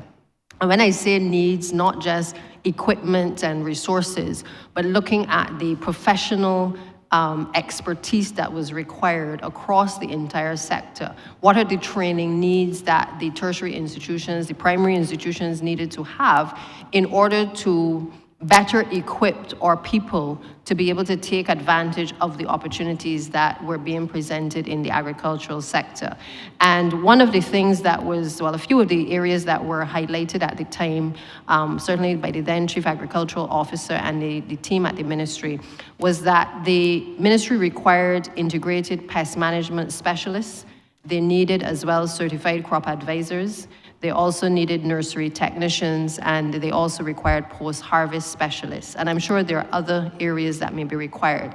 Given all that we are doing in this sector, given the increase in the food production, given the CARE program, the FEED program, and all the other acronyms that the Ministry of Agriculture has come up with over the course of the last couple of years, my simple question is, are these estimates taking into account the needs of the sector as it relates to professional services, or the engagement of persons who need to be able to help to better support the existing staff complement? And I know that all of us are grappling with the issue of human resources across ministries, but where we can't bring on people, I know that we are able also to have the assistance of international organizations, regional bodies to help to support. Now, I don't know that we can continue to try to connect the dots from primary to tertiary to these institutes that are going to come on stream very shortly without addressing the deficits that exist in the ministry to help to support the sector. And so my simple question is, are we catering for this, whether in the short term or in the long term? Because I don't see any increase, certainly in the personal emoluments, and I don't see it unless it is hidden somewhere in terms of the professional services. So if the minister can perhaps just take us through, do we have it, or do we need it, or are we getting it from external sources? DPM, I'm going to let the Permanent Secretary handle this, simply because this is a matter that we've been really working on. I have been receiving cuts in budgets, not increases. And the truth is, we still have outstanding and to fill the posts of Deputy Chief Agriculture Livestock and Deputy Chief Agriculture Crop. And this has been an ongoing situation. Yes, I agree, we need resources in order for us to achieve our deliverables. But I think the best person to address this would be the Permanent Secretary.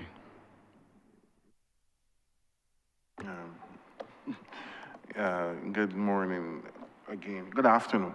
The Deputy Prime Minister answered the question directly. No, the estimates do not, the way we presented them, do not capture that directly, or it is not explicitly captured within the estimates.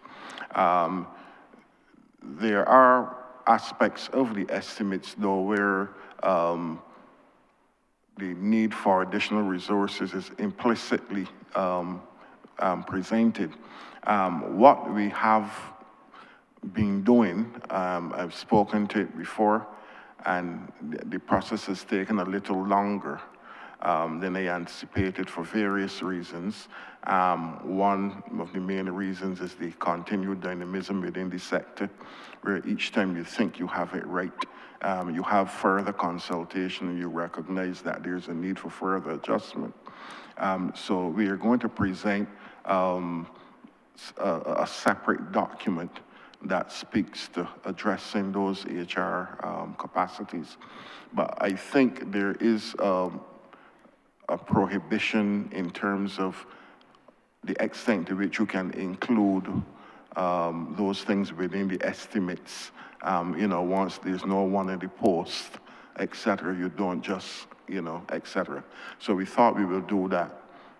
We will do that separately. But there are, we've been continually asking for some positions to be filled. And I'll be first to admit that I do not expect that this ministry would ever get back to that stage where we had such vast numbers of persons. I think I addressed it earlier with the extent when I mentioned the use of technology now, but still recognizing that there are some critical positions that need to be filled. Well, you've asked, so I have to say it. we are in a position at the ministry now where, because again, the age profile of the ministry, I don't know, sometimes I wonder where our level of fortune is, because we've been impacted since I joined the ministry in 2019. We've lost, I think, about 5 persons to that cause or that we have no control over. I prefer to put it that way. And the other thing too is that persons are going in batches. So it's not, you know, I recently looked at the organogram in the ministry and saw a particular unit where we are going to lose 3 persons out of the 6 within the next 3 years.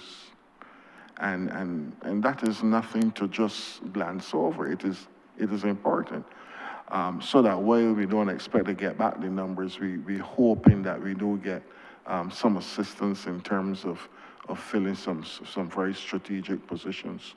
The Deputy Chief Agriculture Officers was mentioned earlier as one.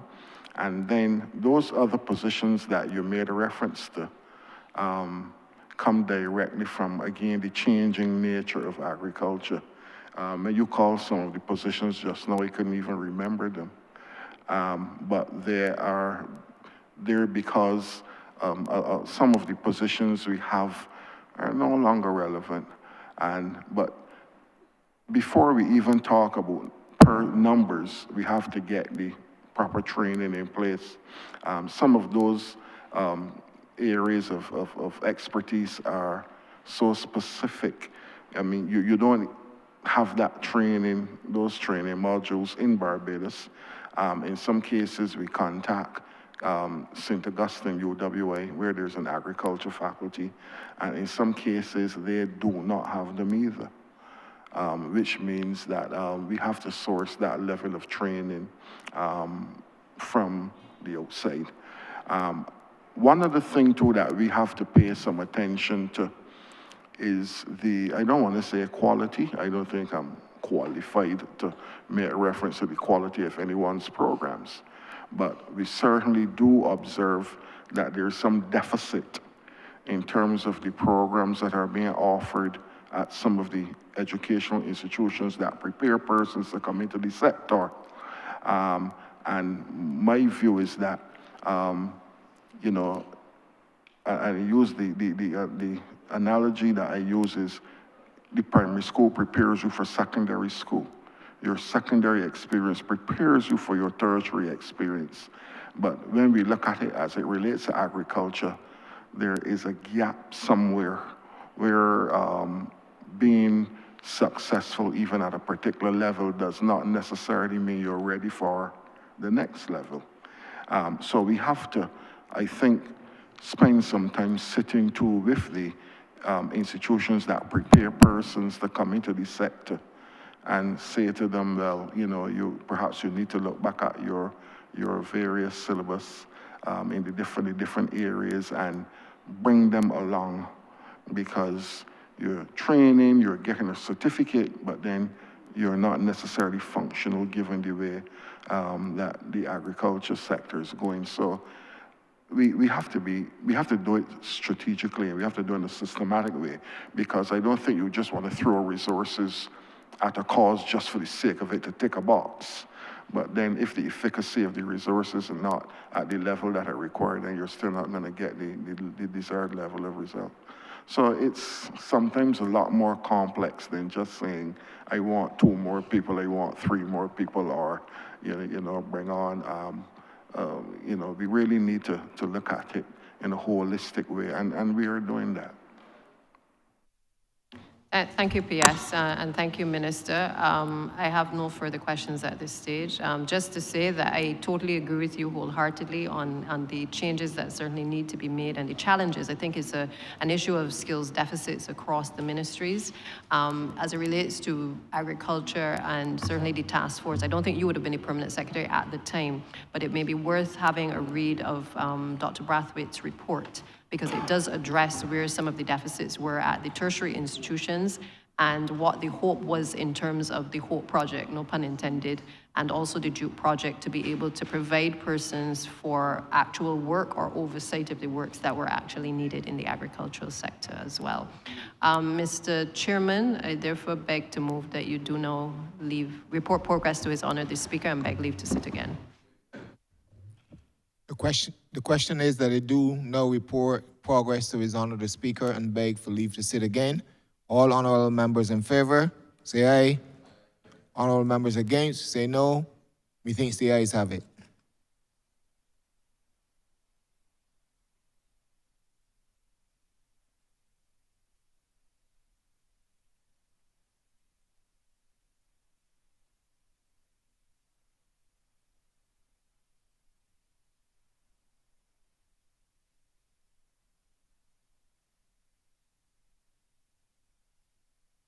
Chairman has reported progress and requests leave to sit again. Honourable Leader, Government Business. Thank you, Mr. Speaker. I beg to move the suspension of the House until 12:25. The question is that this Honourable Chairman be suspended until 12:25 p.m. All those honourable members in favour, please say aye. Those against, please say no. Methinks the ayes have it. This Honourable Chairman stands suspended until 12:25 p.m.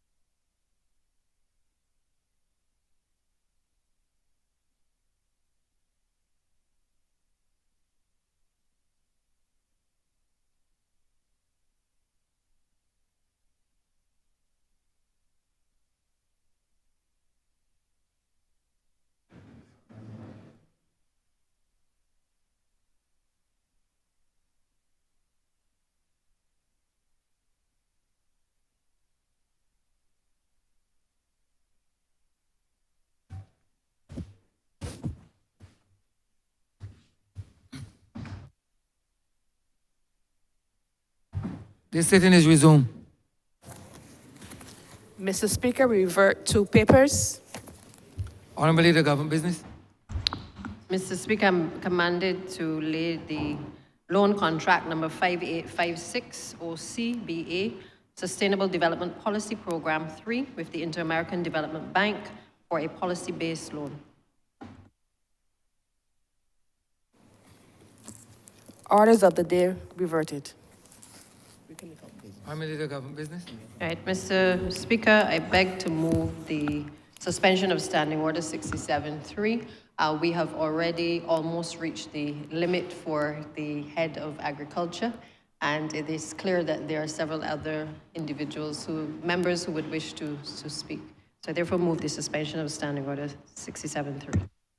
The question is that Standing Order 67.3 be suspended for the remainder of the day's sitting. All those honourable members in favor, please say aye. Those against, please say no. We think the ayes have it. Standing Order 67.3 is suspended for the remainder of the day's sitting. We revert to government business. We revert to Standing Finance Committee.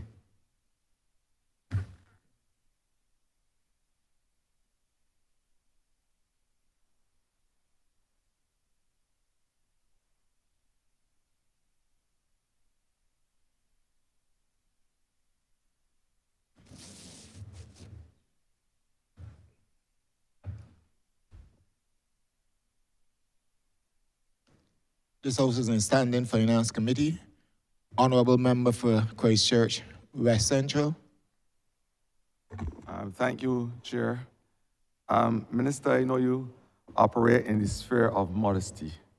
And with a little nudging, I know that you would elaborate on, the question that my good friend from St. Michael South would have asked earlier about the climate change phenomenon and the effects on the agriculture industry.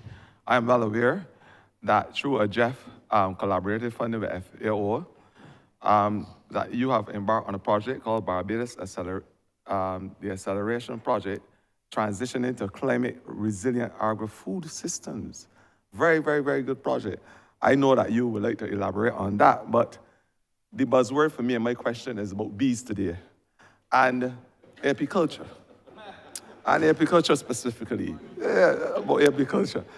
I want to know from you, and you know that I have on reserve and unrepentant love for biodiversity. We know the importance of bees to the ecosystems. We know in the world, for instance, there are over 20,000 species. In Barbados, we may speak specifically of the honeybee and the bumblebee. And most Barbadians will associate the bees with the making of honey. Beeswax, for instance, royal jelly from the bees. But it is more than that for me as minister. As I said just now, the bees are an essential part of our biodiversity makeup. Their role in climate change is well renowned. The pollination of the flowers produce the seeds. The seeds produce the plants. Plants are an essential component and part of our green climate sink for the harmful carbon dioxide. Again, the importance of bees and the role in climate mitigation. Bees have significant function as it relates to ensuring the survival of other species in the food chain. Bats, birds, you name it. Their importance can never be underestimated. I am saying to you, Minister, that your ministry has embarked on a serious apiculture program which has seen the rehabilitation of bees in this country. And I want to know the challenges that you're having and obviously give you the opportunity to elucidate a little more on your project, the production of honey, which is an indigenous, which has an indigenous flavor and taste to us Barbadians, and to be able to say to the rest of Barbados that we are on the right buzz track. Thank you. Thank you, Honourable Member. Just like you, I also love bees. I think all of us do. But yes, biodiversity is part of everything that we do at the Ministry of Agriculture. And we are always cognizant of the fact that we have a responsibility to make sure that we work in an inclusive fashion when it relates to matters that would impact on our biodiversity. And that is the reason why the ministry is always so conscious of what we do at our ports of entry, because we note the risk involved and the impact that it can have on our biodiversity. But as it relates to bees, I would ask Mr. Brett Taylor to address what you have raised and let him speak in detail in terms of all the benefits and how we are proceeding with apiculture in Barbados.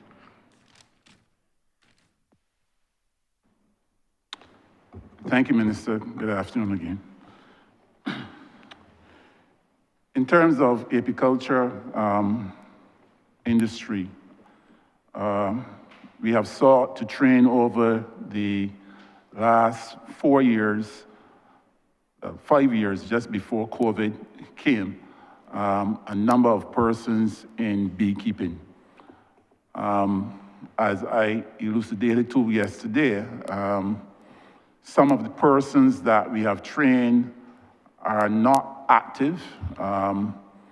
We have also had many challenges, and as such, persons in the industry would also have encountered many challenges over the last couple of years. We spoke about, in this chamber, about Elsa. We spoke about Storm Brett, not Brett spelled with the same way as my name, but Storm Brett as well.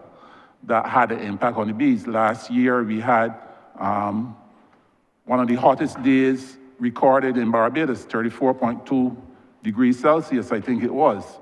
And we had a prolonged dry spell. The year before, we had rains that we have never really seen in Barbados. And even last year, we had rains from August down to January. And it is also a fact that within the last couple of days, we had some torrential rains at the beginning of this month. So all of these are things that impact on the bees. During the last 4 years, 5 years, we have trained over 360 persons in beekeeping. However, based on the work that the officer that deals with the apiculture unit, of those persons,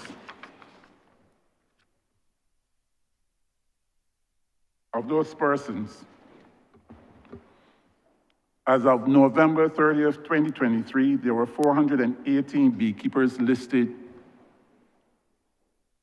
with the ministry. And that was an increase of about 52 from the previous year, 2023. And this resulting in a combined total of 783 colonies or hives that were recorded. And this was an increase of about 83 hives from the previous period. Now, of those 418 listed beekeepers, only 82 were actively engaged in rearing bees. So out of those persons that we trained and the other persons that were engaged in beekeeping, so from 418, only 82 were actively engaged in rearing bees. So this accounts for just 19.6% of the total listed. Then we had a breakdown of the number of apiaries by colony size. Persons with 1 to 9 hives, 59. 10 to 19, 12. 20 to 29, 3. 30 to 39, 3. 40 to 49, 1. 50 to 59, 2. 60 to 69, 1. And over 70, just 1. So that is the actual breakdown of what we had and what we were seeing. So, of this, of this 82 listed apiaries, that most of them just had less than 10 colonies. So for us to expand, we have to get people into expanding the amount of hives that they keep. A lot of the persons that are currently in beekeeping are hobbyists. Then a lot of the persons that are on the list as having been trained as beekeepers or with the Barbados Apiculture Association are listed as being beekeepers. Their primary job is one, collecting swarms, removing hives, probably destroying hives that may be in areas where it's not feasible for them to be maintained, and also collecting wild honey. And that in itself lends some issues as well. So what we have also embarked on is the collection of honey from some of these different hives and taking it to the Government Analytical Services Laboratory to be tested. So remember, we're using this honey as a food. So we're also testing the honey to make sure that it is safe to eat. And this will not only be for local honey, but we will also be doing it for our imported honey. Some of the other issues with the beekeeping is that persons going to it looking to see if they can make quick money. But as with everything that we do, and as we always tell the farmers, you know, you have to manage your hives. You have to manage your sources of production. You cannot just, bees will do it naturally, but if you are going to the state where you're going to have a managed colony of hives, you have to manage it properly. We do have some issues in Barbados with one called the varroa mite. That is a problem with the bees, but our bees can be, what can I say? They manage to keep the mite away, or they control or manage the mite in the hives, not being aggressive, but by being cleanly, okay? So they clean themselves well. One of the other things with the honey production is that because some of the hives are not managed well, you don't have the level of production that you would have if you were in North America or some of these other places. We have looked at doing a queen bee replacement or rearing queen bees from some of the better performing hives that we have here. And that is a skill that we have to now train some of these beekeepers in. We had brought in previously some professionals out of the US from Florida, and they had done some initial training, and there are a couple of the local beekeepers that have the ability to do it, but more need to be trained in that way. Another part of the issue is that Barbados is small. We do not have many pure stands of anything except sugarcane. Yesterday, the Honourable Member for St. John spoke about bees in his area and mangoes, a mango orchard. How big is the mango orchard? What other plants are around? Can we say that the honey is only being produced from mangoes? Bees can forage up to 2 miles away. In our local context, that is what? 1/5, 1/6 of Barbados. So they may be foraging on other crops. So is there an abundance of these other types of plants that are available for the bees? And then if you have, as I said, we're a small island. If you have spraying in one part of the country or in the forest area, they may have a direct impact on the bees. We have the Ministry of Agriculture have always preached using safe chemicals or chemicals that, are not too harmful to the environment. But what is a farmer, what is a householder out there spraying with that may impact the bees in their foraging? Then another issue is the officer that prepared this document that I was taking those numbers from, he's not a beekeeper. We have a beekeeper post that is not filled. So these are some issues that we have again. And beekeeping is not a 8:15 to 4:30 job. Sometimes I get calls on weekends. You get calls at night. So there are issues people will call that bees are in their homes. So these are many issues that you have to deal with. And it's something that it is not as I said, it's not a 8:15 to 4:30 job. One of the things that we've also been looking at is having a apiculture industry development, a rebate, where we're looking at having a rebate of up to 50%, up to a maximum of $500 per annum for approved apiary gear, and also 50% up to a maximum of $1,500 per annum on approved apiary inputs, because the cost of the equipment, the cost of the suit, the boxes, sometimes they're not cheap.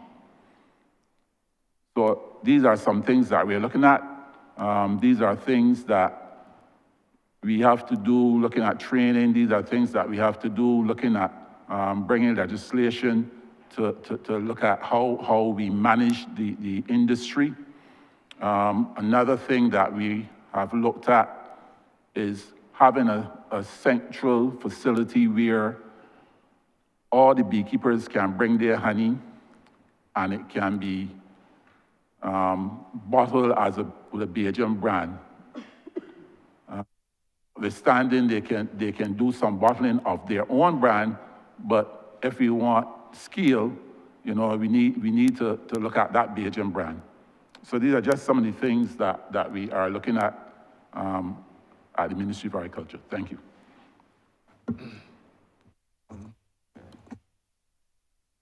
Right. I know for a fact that your ministry, through your minister, of course, is working with the Rotterdam Convention as it relates to pesticides. Because I know you didn't mention, but pesticides tend to threaten the bees as well. For fogging, and how we treat the fogging is also an adverse factor as it relates to the survival of our bees. I don't know if you want to say anything about either the pesticides that persons use, because this is a forum where we can educate Barbadians as well in terms of the types of pesticides. That's why I always advocate for biological diverse methods to treat before we go to these things. Pesticides, for instance, and fogging. I want your thoughts on those two things that affect our bee population.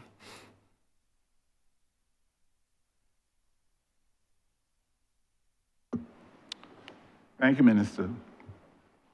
As I said before, we at the ministry, we always look at least harmful chemicals, okay? Or chemicals with low toxicity.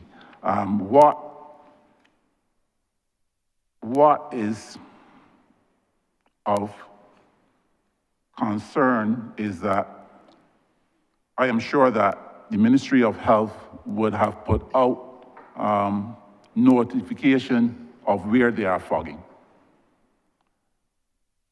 And when they are doing this, one, either for the beekeepers to cover, or if they can move their hives from the area, would be good.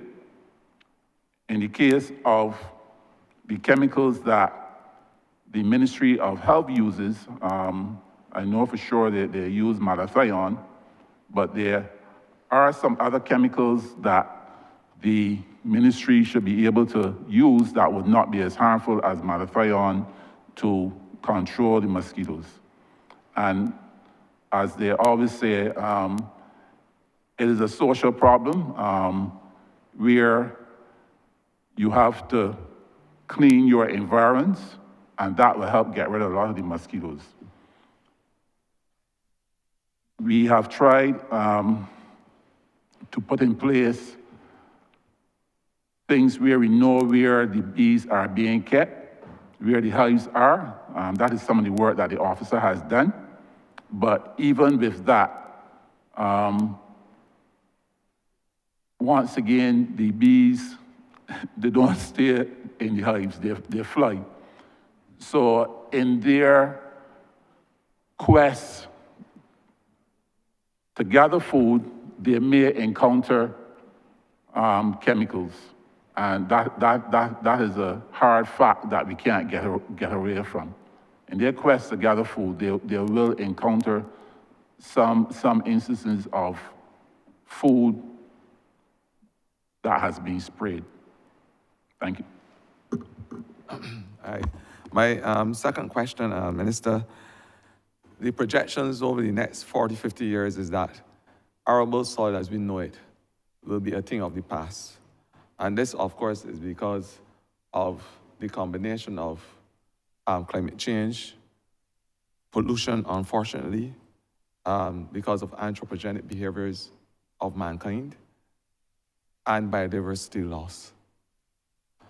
We, in our ministry, along with yours, have started a project, the Regional Soil Care Project, which looks at rehabilitating our soils so that they become viable once again. Your ministry is doing a lot of work, especially in the Scotland district area, in this regard, using the Soil Conservation Unit. The importance of this work is at the forefront of the survival of the species of plants as we know it, our food security. I want you to be able to elaborate on this particular project and what else your ministry is doing to ensure the survival of our soil as we know it. Thanks. Thank you, Honourable Member. Yeah, I do know that we also signed an MOU to deal with soil-related matters, soil degradation, etc. And this is an MOU with Sadhguru. So Glenn Marshall has been the officer in the ministry that has been dealing with soil matters, and I would let him speak in terms of what we are doing in collaboration with your ministry. On the soil care project, the Ministry of Agriculture has been, again, collaborating with our project. We are working very closely with them. Up to last year, we had, as part of the project, a national soil sampling program across the island, and that is, we were one of, I think it's six countries who will be part of that overall project.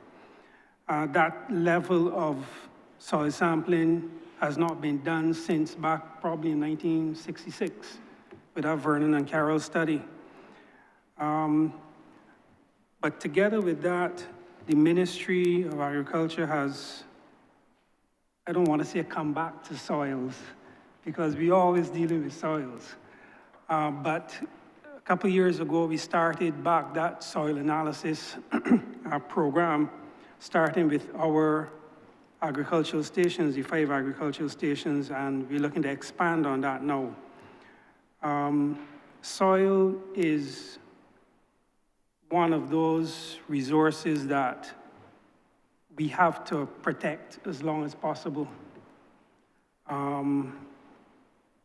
We speak to water augmentation, but soil can be considered as a reservoir of water for the plants. Yeah? And we have to treat it with respect. The analysis that we have done, that initial analysis has indicated that components like organic matter is extremely low in our soils. And that is one of the components, one of the many components that is essential to trying to maintain moisture in the soil and all other types of activities. So we're trying to build back, or first of all, identify the quality of the soil that we have now. I mean, there have been many years where it has been basically sugarcane, all right? But with the amount of diverse farming that we're doing now, crop farming, we've been putting on fertilizer, but we have to look at how efficient and effective that fertilizer is. And the start to that would be, what do we actually have in the soil? And then you build on that. If you don't know what you have, you can be easily putting on too much. That's being leached, that is getting into our groundwater and complicating the situation. And on the other side of that, if you don't know what you have, you may not be putting on sufficient to reach the potential yields that the crop is basically designed to reach. So soil is critical. We have a limited amount. Some people may say some crops, like lettuce and others, you don't actually need soil anymore. But the vast majority of the crops that we require or that we use in Barbados and across the world will continue to need soil as that anchor. We have to look at soil fertility, the soil care project, as well as other projects we're looking at. We'll be addressing that. There's a cooperation, a project with Morocco, soil fertility project, also looking at soils. So the ministry has recognized that and is bringing emphasis back to that as part of the overall need, the inputs that will be required to improve crop production and yields and efficiency of use of fertilizers and all of that. Thank you. Thank you. I think that it is essential, not only for farmers, but for all Barbadians, for us to set up proper soil management protocols. So coming out of these assessment studies in terms of the constituents of soil, I would suggest that we start having some protocols for the management of our soil, because this is essential for the survival of plants and animals as we know them.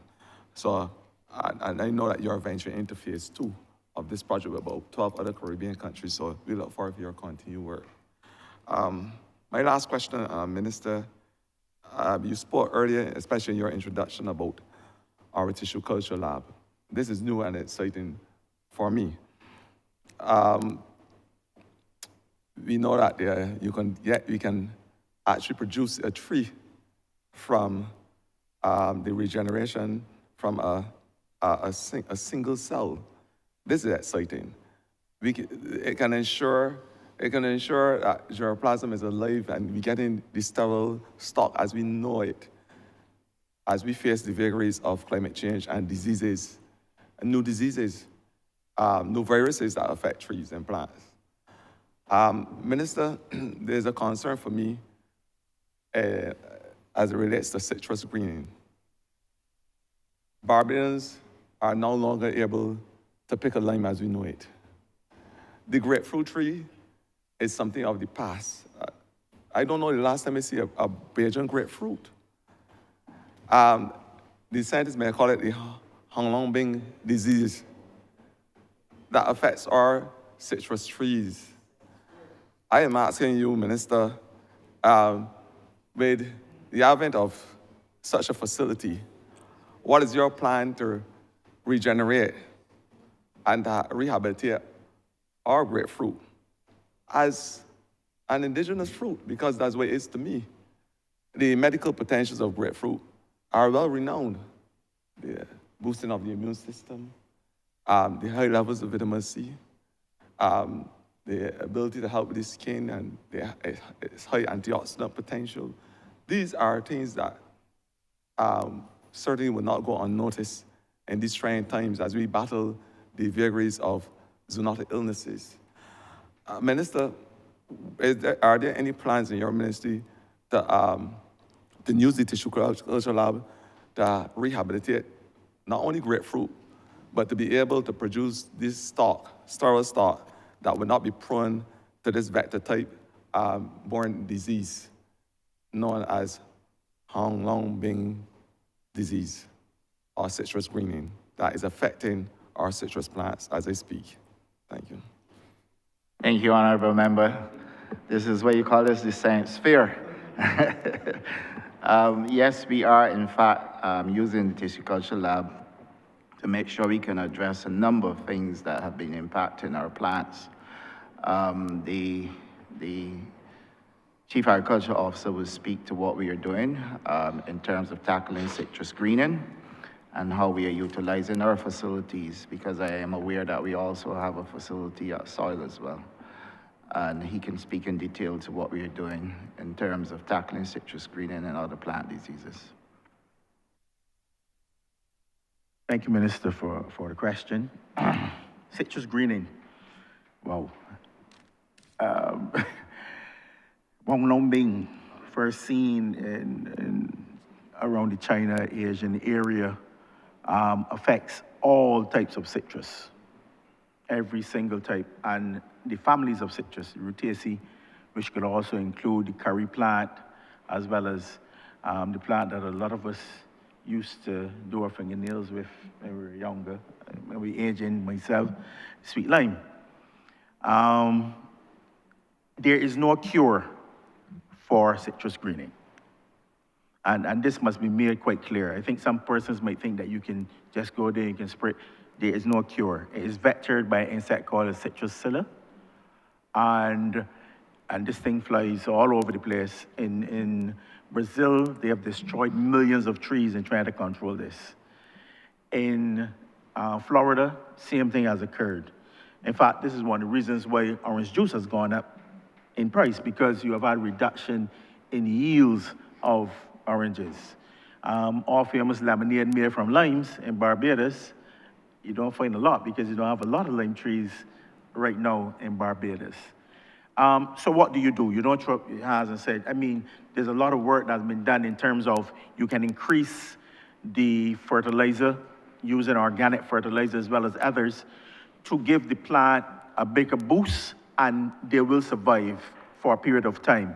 But once they catch the disease, you can't get it out of the system. There's nothing that you can do, no systemic pesticide that you can use that can get the disease out of the plant. So they've also looked at biotechnology, where they've looked at using genes from the spinach plant to go into the, to put into the citrus. But some people say, oh, that's GMO, that's, you know, dealing with some serious things there. But they have looked at that. They're also looking at something called the CRISPR, which is using the genes to turn off the ability of the particular disease to infect the plant. That is higher technology. That is something that they're working on, but they have not come up with plants yet that are sufficiently tolerant or resistant to this disease. In Florida, they're using a system called a cups, where you actually surround the plant with insect-proof netting, and the trees can grow. It's an expensive venture, and something that we are looking to actually try down by the Soil Conservation Unit. I'm saying all that to say that it is not as easy an issue to deal with. Although using tissue culture, which they use in Jamaica and they use it in Belize, that you can have a clean plant emerging from tissue culture. Whenever that plant meets the environment, as long as the psyllid is around, it can become infected. The thing is to ensure that the plant, as long as it's infected between the 3rd to 5th year, you can at least get some limes or grapefruit or whatever from the trees. But if it becomes infected prior to that, the tree will die, all right? And so that is one of the things that they'll be looking at. We'll be seeking to get the officers trained in using that particular technology, because you're not using just tissue culture, you will be using thermotherapy, which you're using a cold method to destroy the particular disease within the cells before you go into actually doing the actual tissue culture. So that is something that we're looking at. The ministry, since this thing has come up, is also looking at preparing the propagation area at soil conservation. We know that the thing is to keep the trees as clean as possible before we sell to persons. This is one of the reasons that we had closed down. We stopped producing citrus at the soil conservation.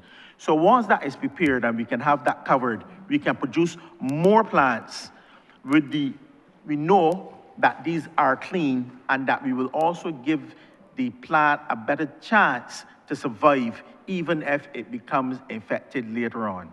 And that will be what we'll be doing. And this is something that we've included in this year's estimates also.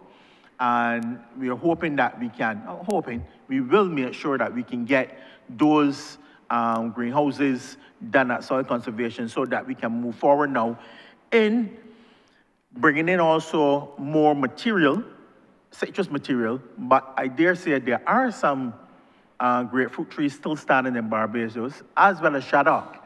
And what we will do is use that material to clean up and then replant. So there is a way forward that we have seen, and hopefully, fingers crossed, we can get that done, albeit not all of it, but most of it during this financial year, Minister. Yeah.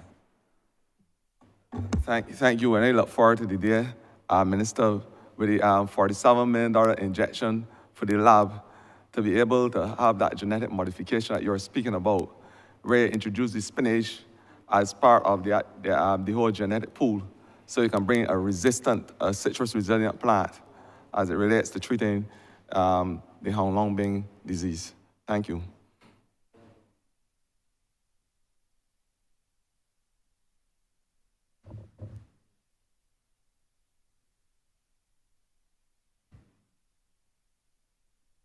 Mr. Chairman, I beg that you do advise the Speaker of progress made and ask leave to sit again. The question is that I do now report progress to His Honor the Speaker and beg for leave to sit again. All honorable members in favor, say aye. Honorable members against, say no. Methinks the ayes have it.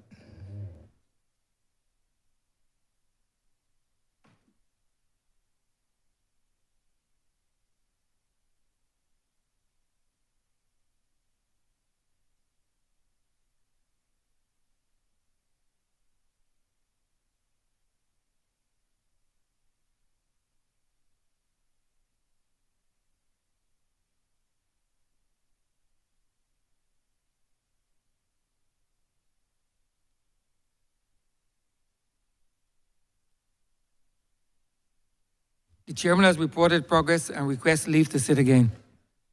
All members, St. Joseph. Speaker, I beg to move that we do suspend the sitting until 1:30. 2:30. Sorry, 2:30 for lunch. The question is, this honorable chairman be suspended until 2:30 p.m. All those honorable members in favor, please say aye. Those against, please say no. Me think the ayes have it. This honorable chairman stands suspended until 2:30 p.m.